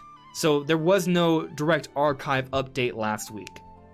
So because of that, a lot of people are just saying now that, oh, the Direct is dead. It's just not happening. And people have been kind of saying that since last year, actually. I don't agree with that.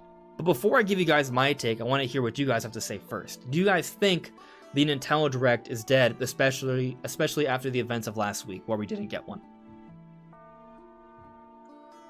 Brandon, you want to go first, or do you want me? I was gonna let you go first because I've spoken on it before. Okay. Well, I'll tell you what. When they made the announcement that the trailer was coming out for Bowser's Fury, I was like, huh, they're doing another Twitter drop again. And then the trailer came out. It was 2 minutes long, but it gave no details on the game, and that led me to believe, oh man, we're getting a Direct soon. They left no details, so there's probably going to be a Bowser's Fury Direct. That way they can really explain what this new content is all about. And then, like you said, a couple days later, we got a detailed kind of overview trailer of what the game is all about. And I was like, huh, that is weird. I guess we're not getting a Direct centered around this. It's I'm reluctant to say that we're not getting Directs anymore, but I do wonder if Directs as we've come to know and love them have certainly changed. Obviously, Nintendo recently added the Mini Partner Showcase Directs, still has the Direct branding. That is a new style of Direct. I guarantee you they'll be doing more of those. We also have the Indie World Directs that we still get. It's just it's hard to say whether or not we will get maybe that 30-minute Direct or 20-minute Direct. Obviously, we got a Mario 35th Anniversary Direct. That was meaty and awesome, and it just showed off one game, but that was an awesome direct. And if we get something like that for Zelda's 35th, that's just as good as a mainline in my opinion. But yeah, I mean, it's hard because the Twitter drops have worked really well for them. It definitely saves them money and production costs and all that stuff. But I don't know. If we get into like June, like E3 time, and we haven't had a direct, I think I'm inclined to say maybe they've finally moved on from this. But right now, I still have faith that directs are going to be returning at some caliber. You know.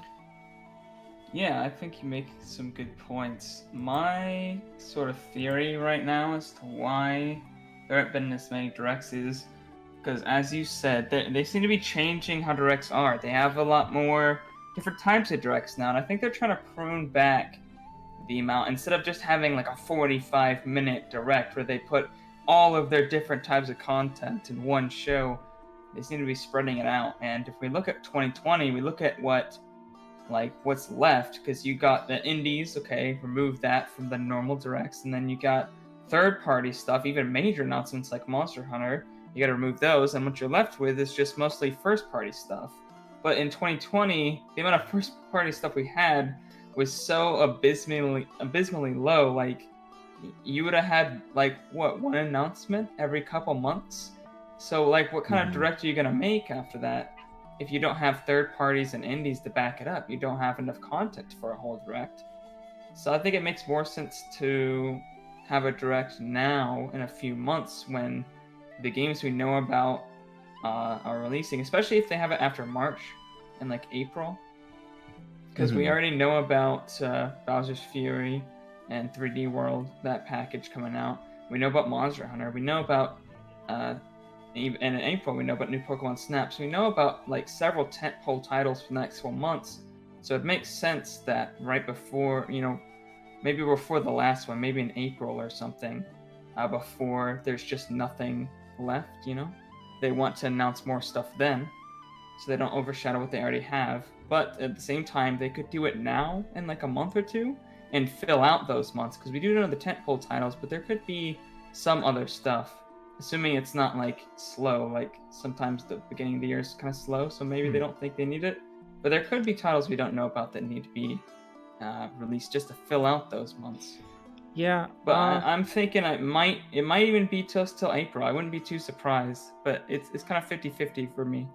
So I just want to make sure I understand you guys' perspectives here. So I think both of you are saying that Nintendo is sort of adjusting things a little bit, but the general Nintendo Direct isn't gone forever. We will eventually see that, but they are changing the pattern in which they provide the different kinds of directs to us. Sure.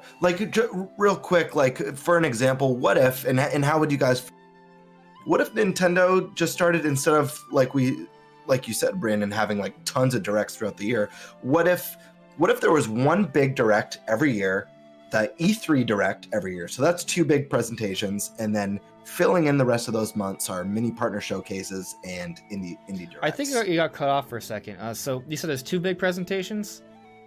2 big presentations, yeah, hypothetically. Which so ones the are E3 they? E3 direct and 1 big normal Nintendo direct, and then filling in the rest of that with indie showcases and third-party partner showcase directs, and then just trailer drops. And trailer drops, because that's, I mean, look at it like, imagine if E3 went on like normal last year, and then there was also 1 big direct. I think it'd be fine as long as they also have like game-specific directs. I think would be those still exist. Those tentpole titles. Yeah. So this is my perspective. I think anything that has happened during the times of this pandemic are a bit of an aberration. Like, you can kind of throw it out the window to an extent, because these are not normal circumstances. Different, like there's communications between companies outside of a particular country are pretty much not allowed. Like, everything has to be done online. That creates a lot of limitations. A lot of things are held back and delayed and things of that nature. So what you need to actually have a general Nintendo Direct, right, are basically two things. You need to have a lot of communication between companies and agreements all put together, and those agreements need to be about things that are ready to be announced really soon. So because of the pandemic, development has been delayed for a whole bunch of games. So a lot of games aren't ready to be announced and shown off, or at least be have like real details announced about them, like release dates, for example, and pricing. But on top of that, the pandemic has limited communication. So because of that, I think having a general Nintendo Direct is a lot more challenging for Nintendo. So that's why we haven't gotten a general Nintendo Direct. That's the main reason why. It's not because Directs are dead. The Nintendo Direct is a huge, huge hype thing that brings in all sorts of attention. I can tell you that that is a fact. Like whenever you see Direct, like that is always trending. But at the same time, that's not to say that other things Nintendo announces don't trend. They put out the trailer for Bowser's Fury. That was like #1 on trending for a little bit.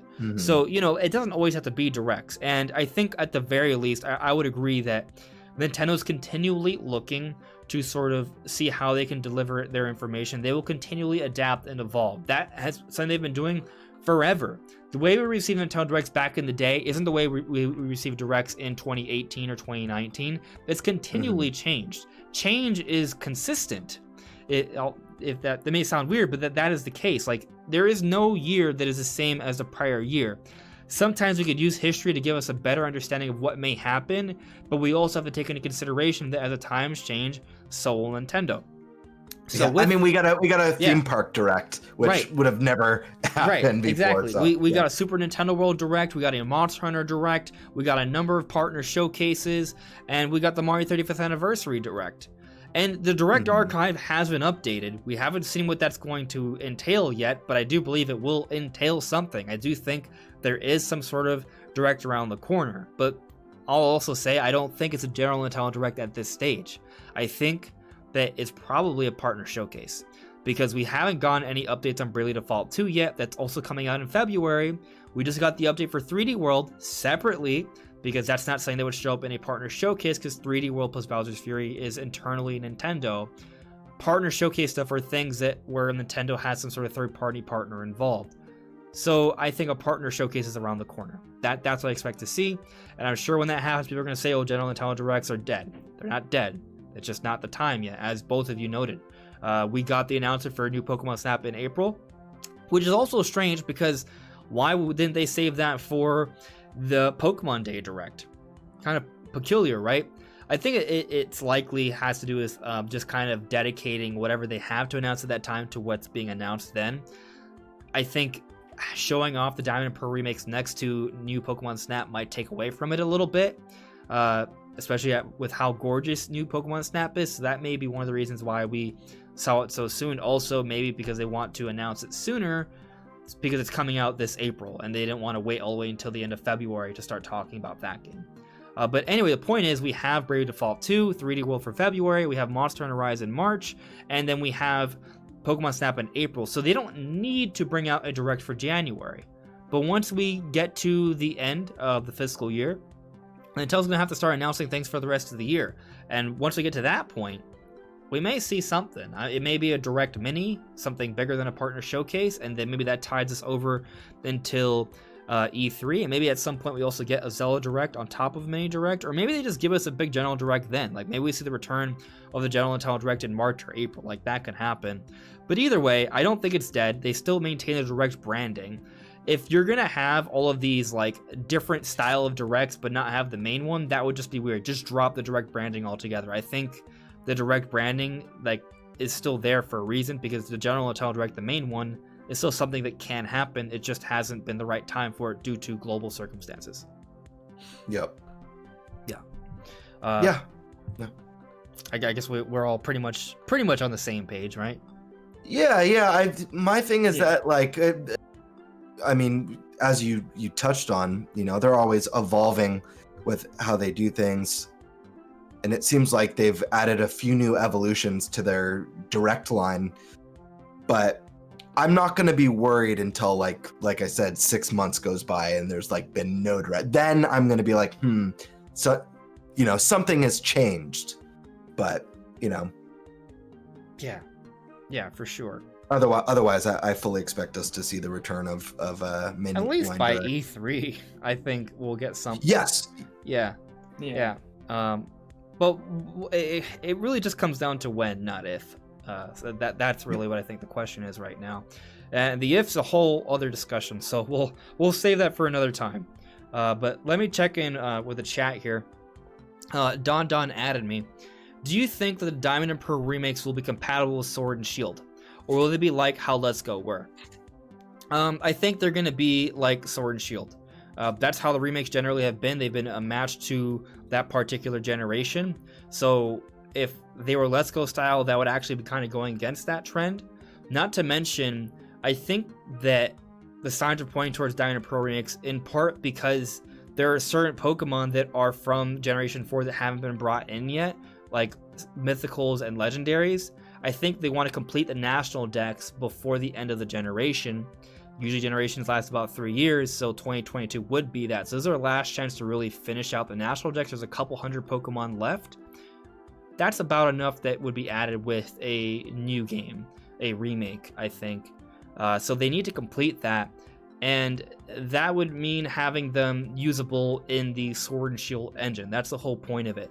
So I absolutely think that it's going to be compatible with Sword and Shield because it's going to be a part of that generation. Let's Go is technically a part of the previous generation.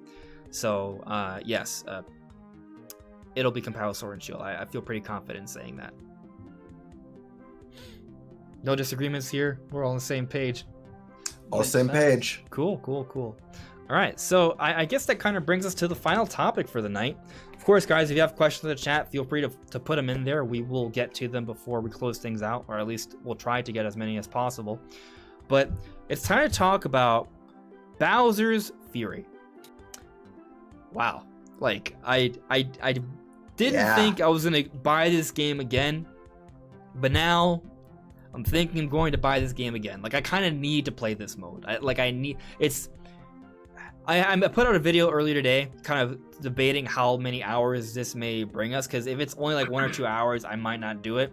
But from what I've seen, like, it just looks like something like I need to play. Like, seeing Mario explore an open 3D environment, it's basically like an Odyssey style kingdom where you explore around, except the interesting thing though is that the environment is adaptive. It changes as this Fury Bowser builds up its fury, and then it unleashes an attack mode, and that changes the environments, and that kind of changes the way you have to play the world. You actually have to be sort of running and hiding until you can sort of get to the Giga Bell to transform into Super Saiyan Cat God Mario or whatever to fight back Bowser.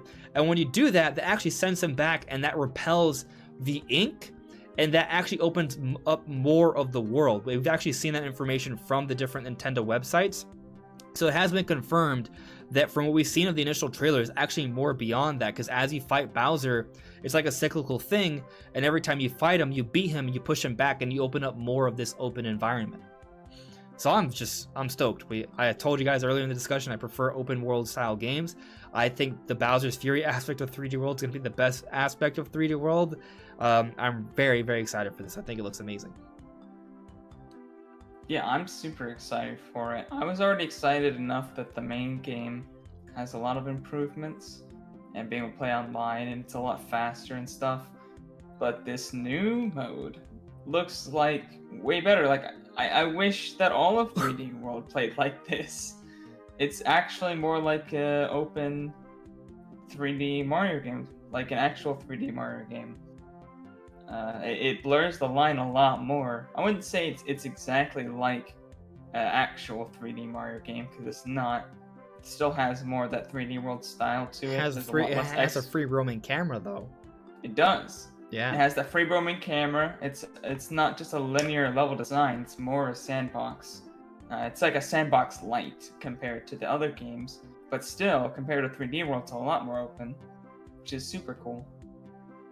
Yeah, I am beyond excited for this game. 3D World is one of my favorite Wii U titles, and I like to pair the Mario games into kind of two types. You have your general open world 3D platformer like Odyssey and Sunshine and 64. And then you kind of have the point A to B multiplayer ones like New Super Mario Brothers Wii and New Super Mario Brothers U and some of the older games. And as far as point A to point B multiplayer Mario games, this one's my favorite. I had the most fun playing multiplayer in a Mario game on this by far, hands down. I'm not a big fan of the new Super Mario Brothers line. The DS one was pretty good, but the Wii and the Wii U ones just lacked, I don't know, they just weren't very inspired. They weren't very creative. The Wii U one had that cool Starry Night level. Yeah. That was awesome. Yeah. And I was like, man, why didn't they do more of that cool, weird stuff in the way that 3D World blended kind of that point A to B? It's very generic, like this is the forest level and this is the ice level. Yeah. This is the desert level. It and felt they're very all so cookie boring cutter. and generic. Yeah. Very cookie cutter. And 3D World broke that mold, and I just found the game a blast. So like you, Brandon, I was already excited that this was coming with some of that, some of those tweaks making the game faster. And then this trailer dropped, and oh my gosh, it blew my mind. Like you said, It's amazing. The like you said, Andres, the world is like, it's like dynamic. It adapts to what's happening. Just watching like the different phases of this zone, it's almost, it reminds me of my dream of what a final boss in a Mario could be when you think of how they've done these open world. We've never had anything at this scale of having this the entire level is this boss playground by the end of it, you know? And it's just so cool. There's little, I don't know if it's coincidences, but elements that remind me of Zelda in a lot of the ways. You know, like you've got the four or five lighthouses that shoot the beams and activate the Giga. Reminds me of the Divine Beast shooting Ganon at the very end. Like there's that malice-like liquid that's everywhere. You also notice in the trailer that all of the abilities from 3D World are there for you to use and play with in this giant playground. But you can use it in an open environment now, so it's different. In an open, yeah, just like Breath of the Wild, having all your abilities from the get-go and being able to tackle the world in any way you want. This looks awesome to me. I can't wait, and it's beautiful too. Like it looks visually better than the original. And the atmosphere is super cool, and I love the water. And I like that they added the screen space reflections. It looks very nice. But I love just the water and the skyline. It's a very because it's all water and it leads up to this giant, essentially centered around this giant shell that just goes and reflects on the water. And then that in contrast to the sky is like super. It's almost like filmic, and it's a really weird. This is a word I'm trying to go for, but it's not coming to mind. But the atmosphere of it is super cool. Yep. And then Bowser's theme is ridiculously awesome. It's so cool. It's almost this death metal hardcore thing. Yeah, it's super cool. It's so epic. Yeah. So good. Yeah, it's just I so love emo. that extra edge. For real. It's it's definitely edgy. cool. It's super edgy. Yeah, that it's actually one of the things I sort of disliked about 3D World. It was like too anti-edgy for me, like putting Mario in a cute cat suit and then everything's just cats. Like I was just like, oh, I like epicness in my games, especially for like the big. So here's the thing, I whenever I talk about 3D, are you trying to tell me cats aren't epic? First of all, I have a cat. I love my cat. He annoys me, but I love him. But what I'm getting at here is it all goes back to the Wii U era, where everything was just not great, and we needed like a beacon, a hope for the Wii U, something huge that would be epic and would be like a killer app that would bring in a whole bunch of people to buy a Wii U. And we got a 3D World, which wasn't a fully open Mario game. It was like a little bit more linear. It was almost like a 2.5D Mario game to some extent. Yeah. And it didn't have like you know, it wasn't like the Galaxy style games, which are very bombastic and ambitious, or like Mario 64, which is like that, you know, it's like the essential 3D Mario game, right? It was Mario in a cat suit. Like, they went for a super cutesy thing, which is fine, but a lot of us fans back then, there was like this much stronger need to have like that big killer app, right? They call it killer app. They don't call it really nice, cute game that'll save your system. It's killer app, right? Like that. Unless it's Animal Crossing. Unless it's Animal Crossing, right? But we didn't get that. So there was that lack there, and I always kind of wanted a little bit more edge to the game. I'm not saying I needed to be like super heavy metal hardcore with screaming and death and stuff. Now we do, apparently. But it's almost like Nintendo's like, you know what? We get it. We know 3D World's like the bright, cutesiest 3D Mario game ever. So let's give you the opposite end of the spectrum and go full like screamo, death metal, Bowser, which his name is Fury Bowser, but he has his nickname of Godslayer Bowser, which is kind of neat. It's just a nickname. It's not a real name, just for the record. But it's super cool. It's a nice kind of like contrast. And like I said, 3D World's a very fun game, very well polished. But I think this package where it has both it's nice to kind of have both in there, because I feel like they kind of complement each other. You have the linear style, cutesy 3D World, then you have like the edgy, open style Bowser's Fury, which is it's kind of nice to see that there in one package. Go on.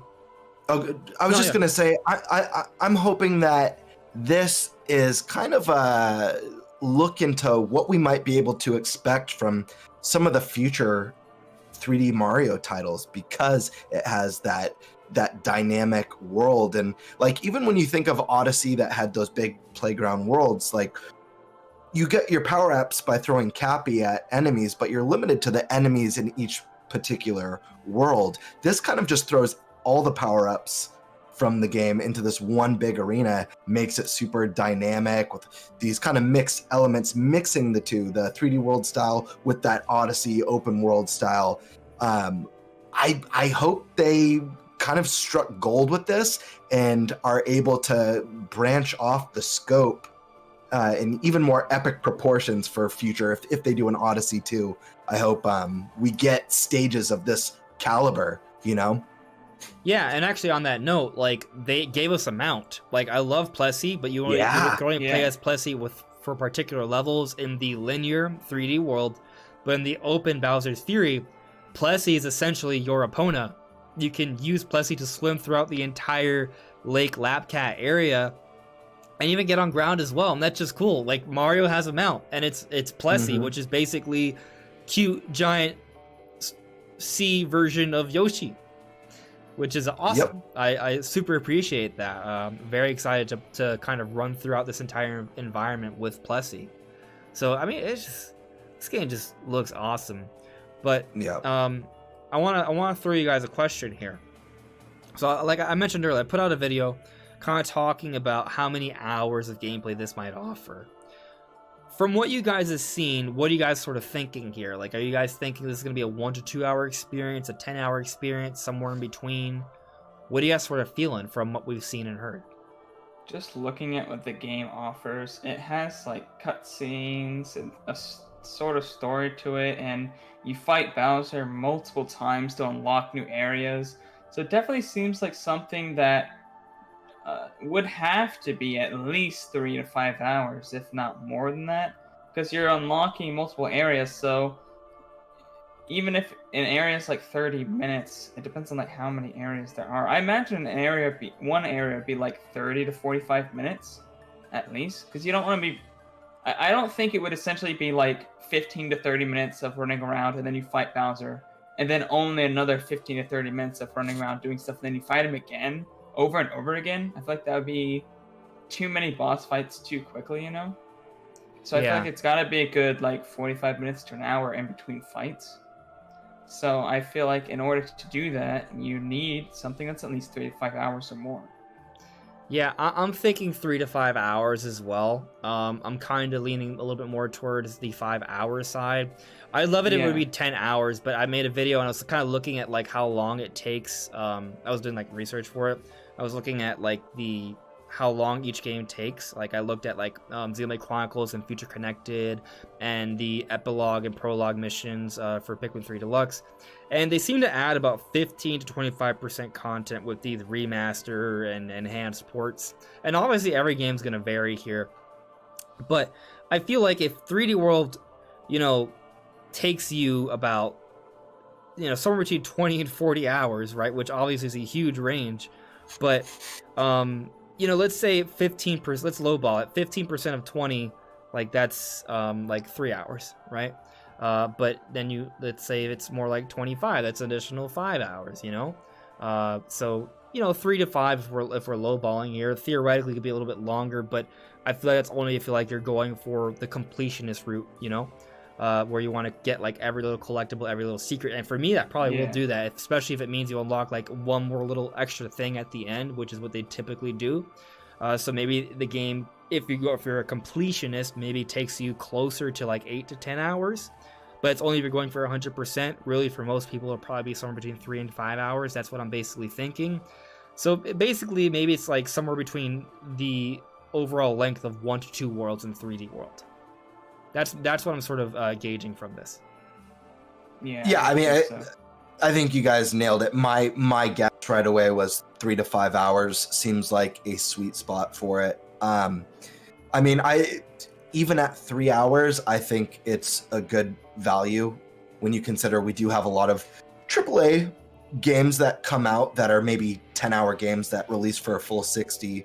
So, you know, even if it's 3 hours, that's still, with how well crafted it is, that's still $20, like a $20 piece of content right there. But my hope is that this is challenging and obviously has a lot of hidden collectibles and a lot of replay value that can take that, if you're bum rushing it from 3 hours, can take it from 5 to 7 or 8 hours maybe. Yeah, you know. Yeah, for sure. I tend to sort of appreciate my games because. So according to, like I said, I was looking at this website, How Long to Beat, and apparently Xenoblade Chronicles Definitive Edition is about 50 hours, but I clock like somewhere between 60 and 65. Yeah. Wait, maybe if you know how to 15? play the game, but a new player actually. Did you say trying to do a lot 15? of stuff? 50. 50. Oh, 50. I was like 15. Yeah. I feel like No. a new player who wants to do not everything, but at least do like a Some. considerable amount of stuff, like in the game, you know, at least get like 70% of everything. Right. You know, that's a pretty healthy amount, I think. You know, do the main story and then do a good amount of side quests. That's still gonna take like 60 to 70 hours. Yeah, I mean, I took about 65 hours for but that was my second playthrough. But I like to sort of take my time with my games. I'm about to get into Future Connected. I might actually stream this week, so stay tuned. I don't push that Twitch channel for no reason. I do intend on streaming, so I might do some Future Connected streaming later this week. But yeah, like I think, you know, I'd love for it to be more, but 3 to 5 hours seems like a healthy expectation. Initially, like I said, I was worried to be more like 1 to 2 because I was kind of just assuming that the trailer. Is it raining? Apparently it's raining. But anyway, like the trailer, like I was kind of assuming that everything there is just like, like everything they showed the trailer, that's pretty much everything there. That the whole world they showed is pretty much everything we'll get to explore. But as we've seen from the news we've gone from the websites, no, as you fight Bowser repeatedly. You don't just build up to fight him once, and every time you fight him, that expands the world. The ink black thing sort of retracts, you can see more of that environment. So this is bigger than what the trailer is showing us. There's more to see there. They didn't just pretty much show everything with that one trailer. So I'm excited about this. I think there's something to explore here. I think it's gonna be a very nice little package.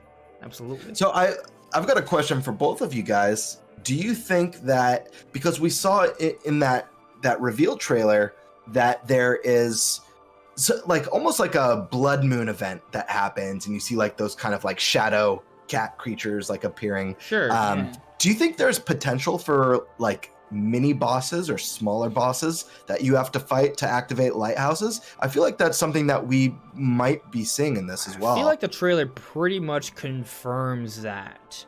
Now, they might not be mini bosses in the sense of like big bosses like Galaxy Epic style bosses or anything like that, but like Right. the Like the Koopalings, Koopas. yeah, like we see I forget which one, but the pink one with the ponytail, that like we see her, like she makes copies of herself, that's in the trailer.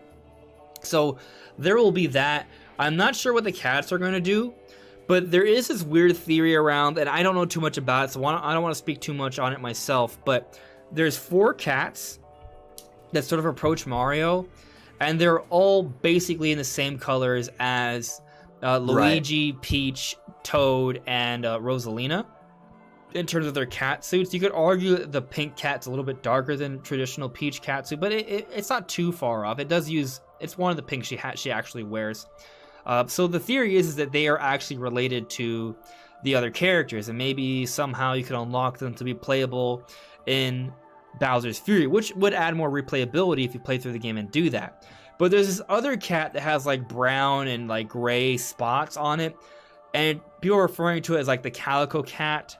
I'm not sure how that could be related. I don't know too much about it myself, to be honest with you. That's something I'll have to look up. Maybe we'll talk about it at a later date. But there's some speculation right now that maybe it could be related to potentially Daisy getting in the game, which would make sense to add as an other playable character in there. And maybe if you do that, you could play as her in both modes, which will be kind of cool. I think that's possible. Yeah, that could be pretty cool, actually, if they threw her in. Do you think that, because from what I know of the storyline, like Baby or Bowser Jr. is helping you out because he needs to rescue his father. You can play as him in co-op. Yeah, and so he wants to rescue his father. Like the Fury is almost like an affliction that's on his father. Does that mean that there is a someone who caused this? Not Bowser himself, but someone caused this to happen to Bowser, who's actually a final boss. Ooh. It's possible. Well, I mean, I think at some point, right? Like, it's gonna... that's... An evil cat villain. I don't know, I'm just curious, like... I mean... Maybe. I mean, that It would is be kind of odd interesting. that there's these very conveniently placed cat statue bells everywhere around this weird circle of islands. It's a cat world, so it makes sense to have like a final cat boss, I guess. Yeah, like what if there is some sort of cat deity, you know? Or like a giant lion, like an edgy lion enemy or something. Like, right. I feel like if you're gonna have Bowser, like Fury Bowser, you're gonna be fighting throughout. Like, I kind of, I guess I agree that it makes sense to have something afterwards, because as you beat Fury Bowser, like, you can't just like do it 5 times and then, oh, that's the end of the game. Like, there's got to be something different about that final fight. Right, and what's the story? Why did this happen to Bowser? Like, if Junior's trying to save his dad, you know, how did this happen? Yeah, I'm gonna say that's nothing super complicated, but maybe I'm sure it's not. Yeah, although actually, I'll throw a bone at, I'll throw something that's kind of crazy. Doubt it, but it'd be cool. So we're seeing the return of EGAD influence here. Professor EGAD is the one who created the paintbrush, the one who created the poltergeist and Flood. So the brush is something that Shadow Mario used, who, spoiler, is Bowser Jr. We see Bowser Jr. in Mario Sunshine, and he has a brush again. Why does he have the brush again? What's going on there? What if Fury Bowser, to your point, Cameron, maybe there's something more to this. What if it's just actually some sort of weird experiment that went wrong, and it's actually EGAD that was doing the experimentation? And that's yeah. So it's not, EGAD may have not done it with evil intent. Maybe he just has. I don't look at EGAD as like a good guy or a bad guy. Kind of more like neutral. Like the neutral figure. He does it. He's for just science. curious. Yeah, exactly. Yeah. He's all for science. Although I feel like if he's Luigi's responsible, life in danger for science. yeah, I think what would make sense is that maybe EGAD, like if it's entirely EGAD's fault, then that would cast him in a dark light, which would be crazy. We're like, oh man, maybe EGAD's like actually an evil villain, right? But right. what I actually think would make more sense And this is probably not gonna happen. Like we've only seen EGAD in the actual Luigi's Mansion games. We just see references to him in the other Mario games. But it would be cool if there's like a final cutscene where they explain what happened, and EGAD was doing some sort of weird experiment, and Bowser, because he's Bowser and he's malicious and does naughty things, the combination of them leads to the experiment going awry. It wasn't just EGAD's fault. Like it wasn't just EGAD that approached Bowser to mess him up. Bowser found it because maybe Bowser Jr. got his brush and that somehow that's all related, right? In terms of how Bowser Jr. got his new brush or the return of his brush, and because of how Bowser is, that leads to the experiment going crazy, and that's what leads to Fury Bowser. Maybe it'll be fun to see at least. Never know. Like we're at least seeing those Sunshine references, right? Like I think we talked about what if the return of Sunshine, like with 3D All Stars, is a hint that we'll see references to it moving forward. And I mean, we've already seen it with Bowser Jr. and the brush. It's cool too because a lot of people were really hoping to get some sort of a Sunshine DLC for Odyssey. Obviously, that never happened, and this is kind of their way of throwing tribute to that. And there's still cool stuff that they could do with it, maybe that we haven't seen yet. In Sunshine, they have those little portals that you can go through where you lose FLUDD and you get to do those little platforming challenges. They could totally do paint portals in this with the brush to get whatever collectible that could be hidden throughout this, just to give it an extra little bit of life. That would be cool. I don't know if I expect that, but that would be definitely fun to see for sure.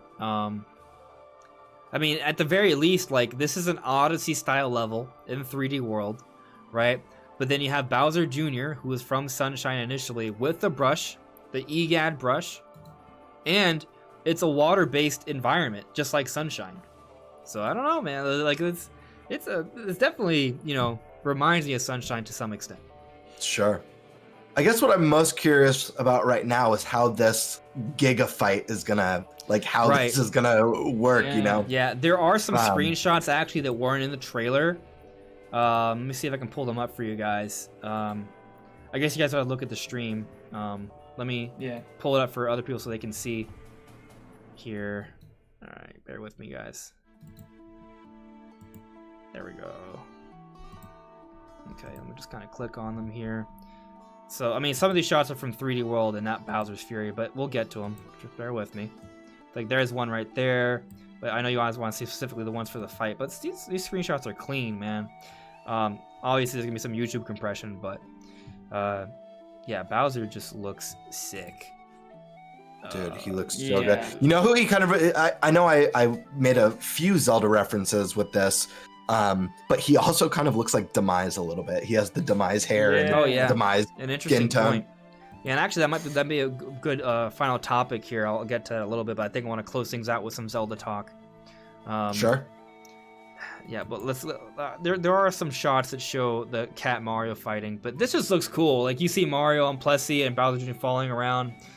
This just looks cool, man. It's so cool. Notice that ramp with the coins? Like, there's something to that. Oh, wait, look at this. Dude, look, there's like a look dark at the lighting lighthouse effect, too. Yeah. Look at the lighting on Mario and stuff. It just looks so good. Yeah, I really want to explore. This is going to be fun. Okay. Yeah. All right. Oh, yeah. Yeah. I like how the rain particles are lit up by the fire. Yep. Also, another thing we didn't really talk about is that every enemy has been catified. Even the birds. Look at the bird has cat ears. Yeah. Yeah, it's so disturbing, but awesome. All right, maybe we're getting closer to some of those Gigabell cat fights. It's like all like mixed, but there's a lot of photos here, so I know there's a couple. We'll get to them. And these are like a lot of close-up shots, and the game still holds up relatively well. Like, that's not normally, you're not this zoomed in, it still looks pretty good. Yeah. I gotta tell you, man, Nintendo has this way of making their first party games just look gorgeous on their hardware. The Switch obviously isn't nearly as powerful as the competitor hardware. Look at the Malice cats. Lots of times you would never even notice when you stuff like Mario Kart 8. I bet these cats chase you. Sorry. I was just saying I bet these cats chase you when it's in Fury mode. Like, when it turns to rain and lightning and darkness and Bowser starts attacking, these cats become a threat as opposed to yeah, that's what it seems friendly. like. And there you can see the 4 different colors. I mean, it's kind of too much for it to be a coincidence in my opinion. Like the black one with Rosalina's cat suit. We'll see. This looks like a collectible, like not essential, because it's not the same as the more 3D sprite ones. I know it's taking a while to get to the other ones, but we're kind of just running through all the photos here because there's a lot. I look, he's kind of, you kind of see him approaching Fury Bowser. I already see him in the water. Yeah, I'm really excited about Plessy. I'm a huge Plessy fan. It was probably one of my favorite things from 3D World. Oh, so I bet the coins, that's where that coin and ramps were for Plessy stuff. Yeah. Plessy's amazing. Oh, look at that. Look at like the shell's upside down, and there's like this giant like quake thing. Whoa. Okay, this is an actual shot from the fight. This is Gigabell Mario fighting Fury Bowser. He's in his giant form already. See, like he actually can ground pound him. Interesting. He can smack him on the head, it seems. It looks like Bowser's defending with his hands, though. Oh, is that him sending a spike at him? Kind of looks like it. I know you guys are somewhat delayed there, so I don't know how far behind, but... Yeah. Oh, yeah, definitely looks like he picked one up and threw it. Mm-hmm. You can see the smack, like... Whoa, I can't tell if this looks like Mini Mario, but big. That's weird. Like he's, like Mario gets smaller when he gets hit. So it looks like it's Mini Mario, but still giant size. Cause look at him in comparison to Bowser Jr. His head is. That is so awesome. I'm sorry. I love the water effects too. Yeah, sometimes space reflections are nice. Sometimes when Nintendo does its really weird ideas, like obviously this weird thing, you've got this God Eater Bowser versus the Super Saiyan Cat Mario, but when they kind of go off the wall with these quirky ideas, sometimes it's some of their best stuff, Absolutely. Yeah. I mean, it's here we nice can to see how more close they up catified mini bosses. It's nice to see how they can push an already solid engine on the Wii U on the Switch, because I don't think that this level design would have worked on the Wii U. At least not with a 60 FPS goal. So I think them being able to do so much bigger environments, and you can see the effects work are just so much better. We're back to the beginning. And the textures now. are higher resolution. Yeah. I think the game's 1080p instead of 720p. There's a lot of upgrades, graphically and design, that I don't think would have worked on the Wii U. Right. At least not at a stable frame rate. Yeah, I mean, it definitely seems like something that I mean, it just looks and runs better. Like, this is a much better version of 3D World, and Bowser's Fury seems to be taking advantage of that. Absolutely. But let me check in with the chat here, unless there's anything else you guys want to add, and specifically for Bowser's Fury before we move on. No, I'm just hyped. Yeah, I mean, it just looks amazing. Just pure excitement. Yep, and we're only just a few weeks away. Oh, Let's man, see can't here. wait. Okay, so I got another super chat from Taker610. Thank you very much. Not just large cat, it's Super Saiyan cat. Yeah, it has like the giant, like it looks basically like Goku's hair, which is pretty cool. Beverly Carter added me a couple times. All right, quick prediction. I do think it's a possibility chance we might see a Pokemon Diamond and Pearl remake in the next few weeks for a Pokemon Presents. That's what I'm thinking. So Pokemon Presents instead of a Pokemon Direct. Interesting. I mean, they're basically the same thing, but perhaps different branding there. Maybe. Let's see. Sawa64 added me. It's kind of a Yoshi's Island reference to the final boss with Baby Bowser. Oh, yeah. Interesting point there. Birdman added me. Do you think Daisy will be in the game because there's another cat that has the same colors like Daisy? Maybe. It's not quite Daisy-like, but maybe. We'll have to kind of see. That seems to be a theory going on right now. I'll at least say that the premise of a reward for beating Bowser's Fury, getting another playable character in the game, I mean, there's usually some sort of a reward for going through an entire campaign in 3D Mario games, so that maybe playable Daisy, that makes sense, maybe. We'll see, for sure. But let's go ahead and sort of close the discussion out with a little bit of Zelda. So when we got the Bowser's Fury trailer, yes, I was super excited about it, but the first video I made, after that was me talking about how it relates to Zelda. So hear me out. Hear me out, okay? When we got, it was kind of back-to-back days where we got an announcement, but most of it happened with the first day where they showed off the Bowser Fury trailer. They made other announcements. They showed the Mario Switch, the red and blue Mario Switch. They had some announcements relating to a Splatfest and all, and of course Bowser's Fury and a couple other little things. Point is, it seemed like they're kind of getting out all of the final announcement for the 35th anniversary. It's like all of those announcements are being gone out of the way now. So my thought process is that they're finishing up with the announcement. Sure, technically, a lot of these events and sort of games may sort of expire by March. The announcements may be done now. Like, they're pretty much done with all of the announcements, and come the release of 3D World this February 12th, they will no longer really be marketing and pushing 3D World. Once it's released, after they push it for a couple days, they can start moving on to pushing something else. February 21st, which is about a week and a half after the release for 3D World, which would be enough of a window to where they can move on from the marketing from 3D World to something else, they could start pushing Zelda's 35th anniversary. We could potentially get a Zelda Anniversary Direct in February, just about a week or so after the release for 3D World. That's what I'm sort of thinking is potentially being hinted at here. Now, I know some people are thinking that we may have to wait a little bit longer. That's possible. We may have to wait a little bit longer. They may not do the Zelda Anniversary stuff actually in time for the Zelda Anniversary. But based off the way they handled Mario's 35th Anniversary, how they saved the actual Direct in September, or like shortly before, like, I think they're going to at least have some sort of mention of Zelda's Anniversary in February. And based off the way they're sort of getting everything out of the way now for Mario's 35th Anniversary, I feel like that slot, that availability has at least opened up. So that's what I'm sort of thinking right now. And on top of that, sort of add a little bit more to it, with 3D World plus Bowser's Fury, that sort of like minimizes my belief that we could be seeing a Mario Odyssey sequel anytime soon. So that's one less holiday option. So if you don't have a big 3D Mario, what are you going to be putting instead for the holidays? Maybe Breath of the Wild 2. So basically that's my sort of thinking with this whole Bowser's Fury thing, how they got out all these 35th anniversary announcements now, and it seems like they're opening things up. What do you guys think? Yeah, I definitely think there's room for 35th anniversary talk for Zelda, because as you said, we're really out of the announcement area. We just are waiting for 3D World, and then it will just be, I mean, like, technically, yeah, things end in March, but that's only for things that are getting, like, stopped, like they're getting taken off the eShop. It's not really any actual celebration going on during that time. There's no more releases after 3D World. There's no more ongoing announcements after that. It'll be all done.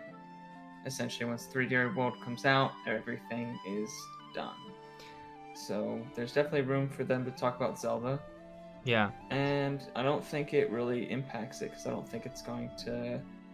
I think a lot of the big stuff for Zelda, like, there might be some smaller ones that release quicker, like maybe Skyward Sword HD or some eShop games, but like the big deal, Breath of the Wild, is probably not going to come out to the holiday, so it's not really something that's going to take away from the sales of the other 35th anniversary stuff for Mario.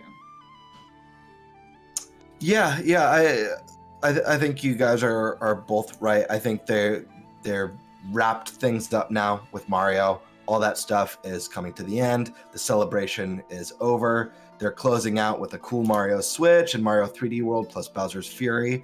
And now it's time to give us more details about what's coming in the near and later future. I think some sort of Zelda announcement next month makes a lot of sense. Like you said, they don't necessarily have to do the big 35th anniversary direct. I feel like if they do nothing, a lot of people are going to go into panic mode, even though they shouldn't. People are going to be like, oh no, they didn't do anything for Zelda in February. They're not celebrating it, which, you know, they don't have to do it on the anniversary for them to still do it. But what I think would be cool is if they did maybe a smaller direct, maybe they announced Skyward Sword HD, and then at the end of that announcement, they say, this is just the start of Zelda's 35th anniversary. Right. We have more to announce celebrating one of our favorite franchise of all time later this year. You know, they could do one kind of like at the end of the mini partner showcases saying like, hey, we have another mini partner showcase coming soon. Yeah, you know, I think that makes I could sense. also see a release date announcement for Breath of the Wild. If not the month, probably just at least confirmation that it's coming out this year. Mhm. Even if it's just a short, like for Breath of the Wild, we got one trailer. I think before it was 2017, when it was still supposed to be 2016, they had just a trailer. It was literally like 5-10 seconds long. It just did like a pan view of part of the world and Link on his horse, and then it said 2016. So they might do the same thing, but for this year for Breath of the Wild. Yeah, Right. I mean, I think it makes sense to for us to get a direct in maybe February, right? Because, like, I think we'll probably get a partner showcase before January is over or something detailing Bravely Default 2 at the very least. But once we get into February, all that we have left once both Bravely Default 2 and 3D World are done is Monster Hunter Rise, which comes out in March, which has already been pretty much fully marketed and pushed already. Like, we pretty much know everything we need to know. Like, everyone who's getting the game is probably getting the game until we see reviews. And then there's a new Pokemon Snap in April, and that's more of a Pokemon Company thing. So really, in terms of like Nintendo stuff, like there isn't anything else after 3D World.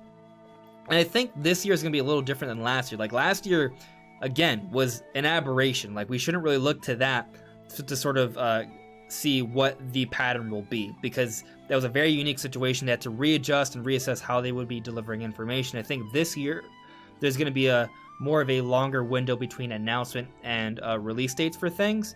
In other words, we'll be getting announcements sooner than later.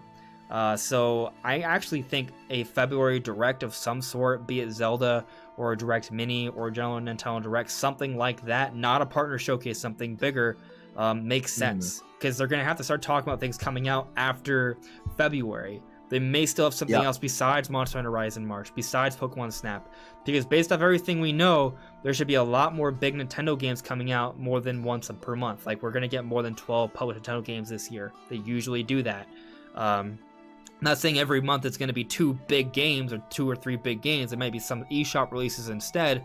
But the point is, there isn't much beyond 3D World and Bravely Default 2 in February. It's just a third-party, big release Monster Hunter Rise and new Pokemon Snap, which is kind of like a second-party thing. So February kind of makes sense for a Direct, I think. Yeah. Something. And I also think obviously last year was a quiet year for, you know, specific reasons for them.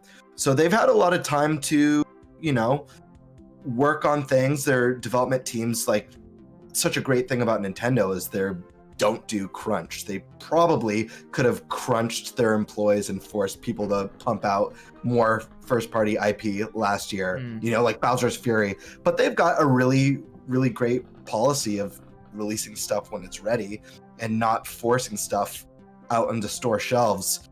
But they've had extra time to work on stuff. I feel like the ball's in their court, and it's going to be easy for them to deliver a really good year for us. So I expect us to get some announcements start to flow through now that we are kind of caught up with everything, you know? Yeah. Yeah. Got a new star. It's so majestic. Oh, I just want to be part of the podcast. I know, right? I'm surprised my cat hasn't done that tonight. He's usually, anytime I like step away and get in front of the computer, he's usually like, hey, what about me? Yeah, as long as he's not running around the back messing with the cables, it's fine. Yes. Yeah. But yeah, sorry to distract you there, but No worries. It was a sight to behold. I gotta say, like, while I have some fear that they won't announce Zelda stuff in February, I feel like they gotta do something. Like, I pretty much know for a fact, pretty much, not 100%, but I'm over 90% certain that Zelda stuff will happen this year. Over 90%. And I think it makes the most sense to start talking about this February, especially now that they've gone those 35th Mario stuff out of the way already. But they don't have to. But they're gonna have to soon, because all that's after all that's after February is just MH Rise and Pokemon Snap. So they'll have to do something soon, but we'll kind of have to wait and see, I guess. Yeah. Yeah. You guys any agree. other final closing thoughts for the evening? I think we pretty much covered everything. The last thing that I want to add, for since we did get a Mario themed Switch for the 35th, I'm even more hopeful now. I know I've told you guys this before, how I really want golden Joy-Cons. Okay. And getting a Mario themed Switch raises my hope for some sort of Zelda themed Switch or Zelda themed Joy-Cons or Pro Controller. Give me something golden with a beautiful, I don't know, Hylian letters carved into it. I don't know. Yeah, maybe. That'd be that would be kind of fun to see for sure. I mean, I think that is not crazy. I don't know if we'll see the announcement for it in February. Say it again. Oh, that thing's so awesome. I loved my Wind Waker edition. Oh yeah. With all the Hylian text wrapping around it, so cool. Yep. Yeah, for sure. So my final thoughts. Don't be holding your breath every week for a general Nintendo Direct, guys. Because I feel like in February we have the potential for 2 Directs already. A Zelda Direct and a Pokemon Direct. This month we have a potential for third-party Direct because we need to know more about what's the RPG coming out? Brave Default 2. So we need to know more about that. Yeah. And potentially other third-party games. So I would definitely not hold your breath every week for an actual general Nintendo Direct because it could be till April or later till we get one. So yeah, and I'll just sort of note that I expect some sort of Zelda information in February, but it doesn't have to come in the form of a Direct. Or it could be a Zelda Direct, it could be a Direct Mini, it could be a general Nintendo Direct, or it could just be like a trailer drop for Skyward Sword HD, and they'll say we'll have more. Twitter. To your point, Cam, and it could just they'll mention that we have more anniversary announcements to make later on. Like that could happen as well. They could date Skyward Sword HD for like April or May, and that sort of kind of pushes up the window before they need to start talking about other things. Because if they have Skyward Sword coming out in April or May, they could wait until like March or early April before they put out a Direct to announce things for like the summer, you know? They could do that. And so, you know, they could do things that can sort of push up that date a little bit before we need to actually get a general Direct. But point is, regardless of what we get, information's coming. For sure. Now, I personally like the Direct form because there's like that anticipation that you can get in there, and you don't know what's gonna quite show up, right? So there's that potential for those magical like reaction moments, right? Like when Breath of the Wild 2 was shown off, or like when they announced Smash Brothers. Like those are really, really hype moments. So I do think that when Nintendo's ready to start making brand new Nintendo announcements, that's when we'll see a Direct. Because if you'll notice, everything we sort of got announcements for were things that were already known quantities that we've known for months already. So I think they're sort of finishing up all of their 2020 announcements, and once those are done, then it's time to start moving on to talk about the new stuff that they haven't announced yet. And I feel like the earliest we could see that is this February. Yeah. Cool. Yep. Well, I feel like we've reached the natural conclusion for this podcast. I'll point out that Sabbath64 added me, and I feel like it's relevant. The theme of cats is all over the place, right? That was I'm pretty sure he said that when I had Onyx, my cat, in my hands. But of course, Bowser's Fury. Yeah. It's an entirely cat-themed world. Cats are pretty cool. I love dogs too, though. Just for the record, I'm just an animal person in general. But no animal left behind. Yeah, none. We love you all. Absolutely. But for sure, I think this is a pretty good show, guys. Make sure to check out both of these dudes. They are linked in the description below. Give them a subscribe, like their content, give it a watch. It'll be greatly appreciated. Yeah. Thank you guys. Yeah, even though Brandon is no longer WhataboutNintendo, he is not Narb. No, yes, I am a different person now. A different person now. The transformation is complete. Yes. Yeah. Well, not yet, but it's coming along. Yeah, but I guess for Brandon, you should look forward to some streams, right? And then Cameron, I mean, you make Nintendo content just like me, so make sure to check them out, guys, for sure. Yep. But we are going to close things out. We are going to hit the 2.5 hour mark for a podcast. We didn't do 4 hours, but we covered everything. I feel like this was a healthy amount. But if you guys have any questions or thoughts, leave them in the comments below for sure, man. But take care, guys. We'll talk to you soon. Stay tuned. Take it easy. Bye, guys.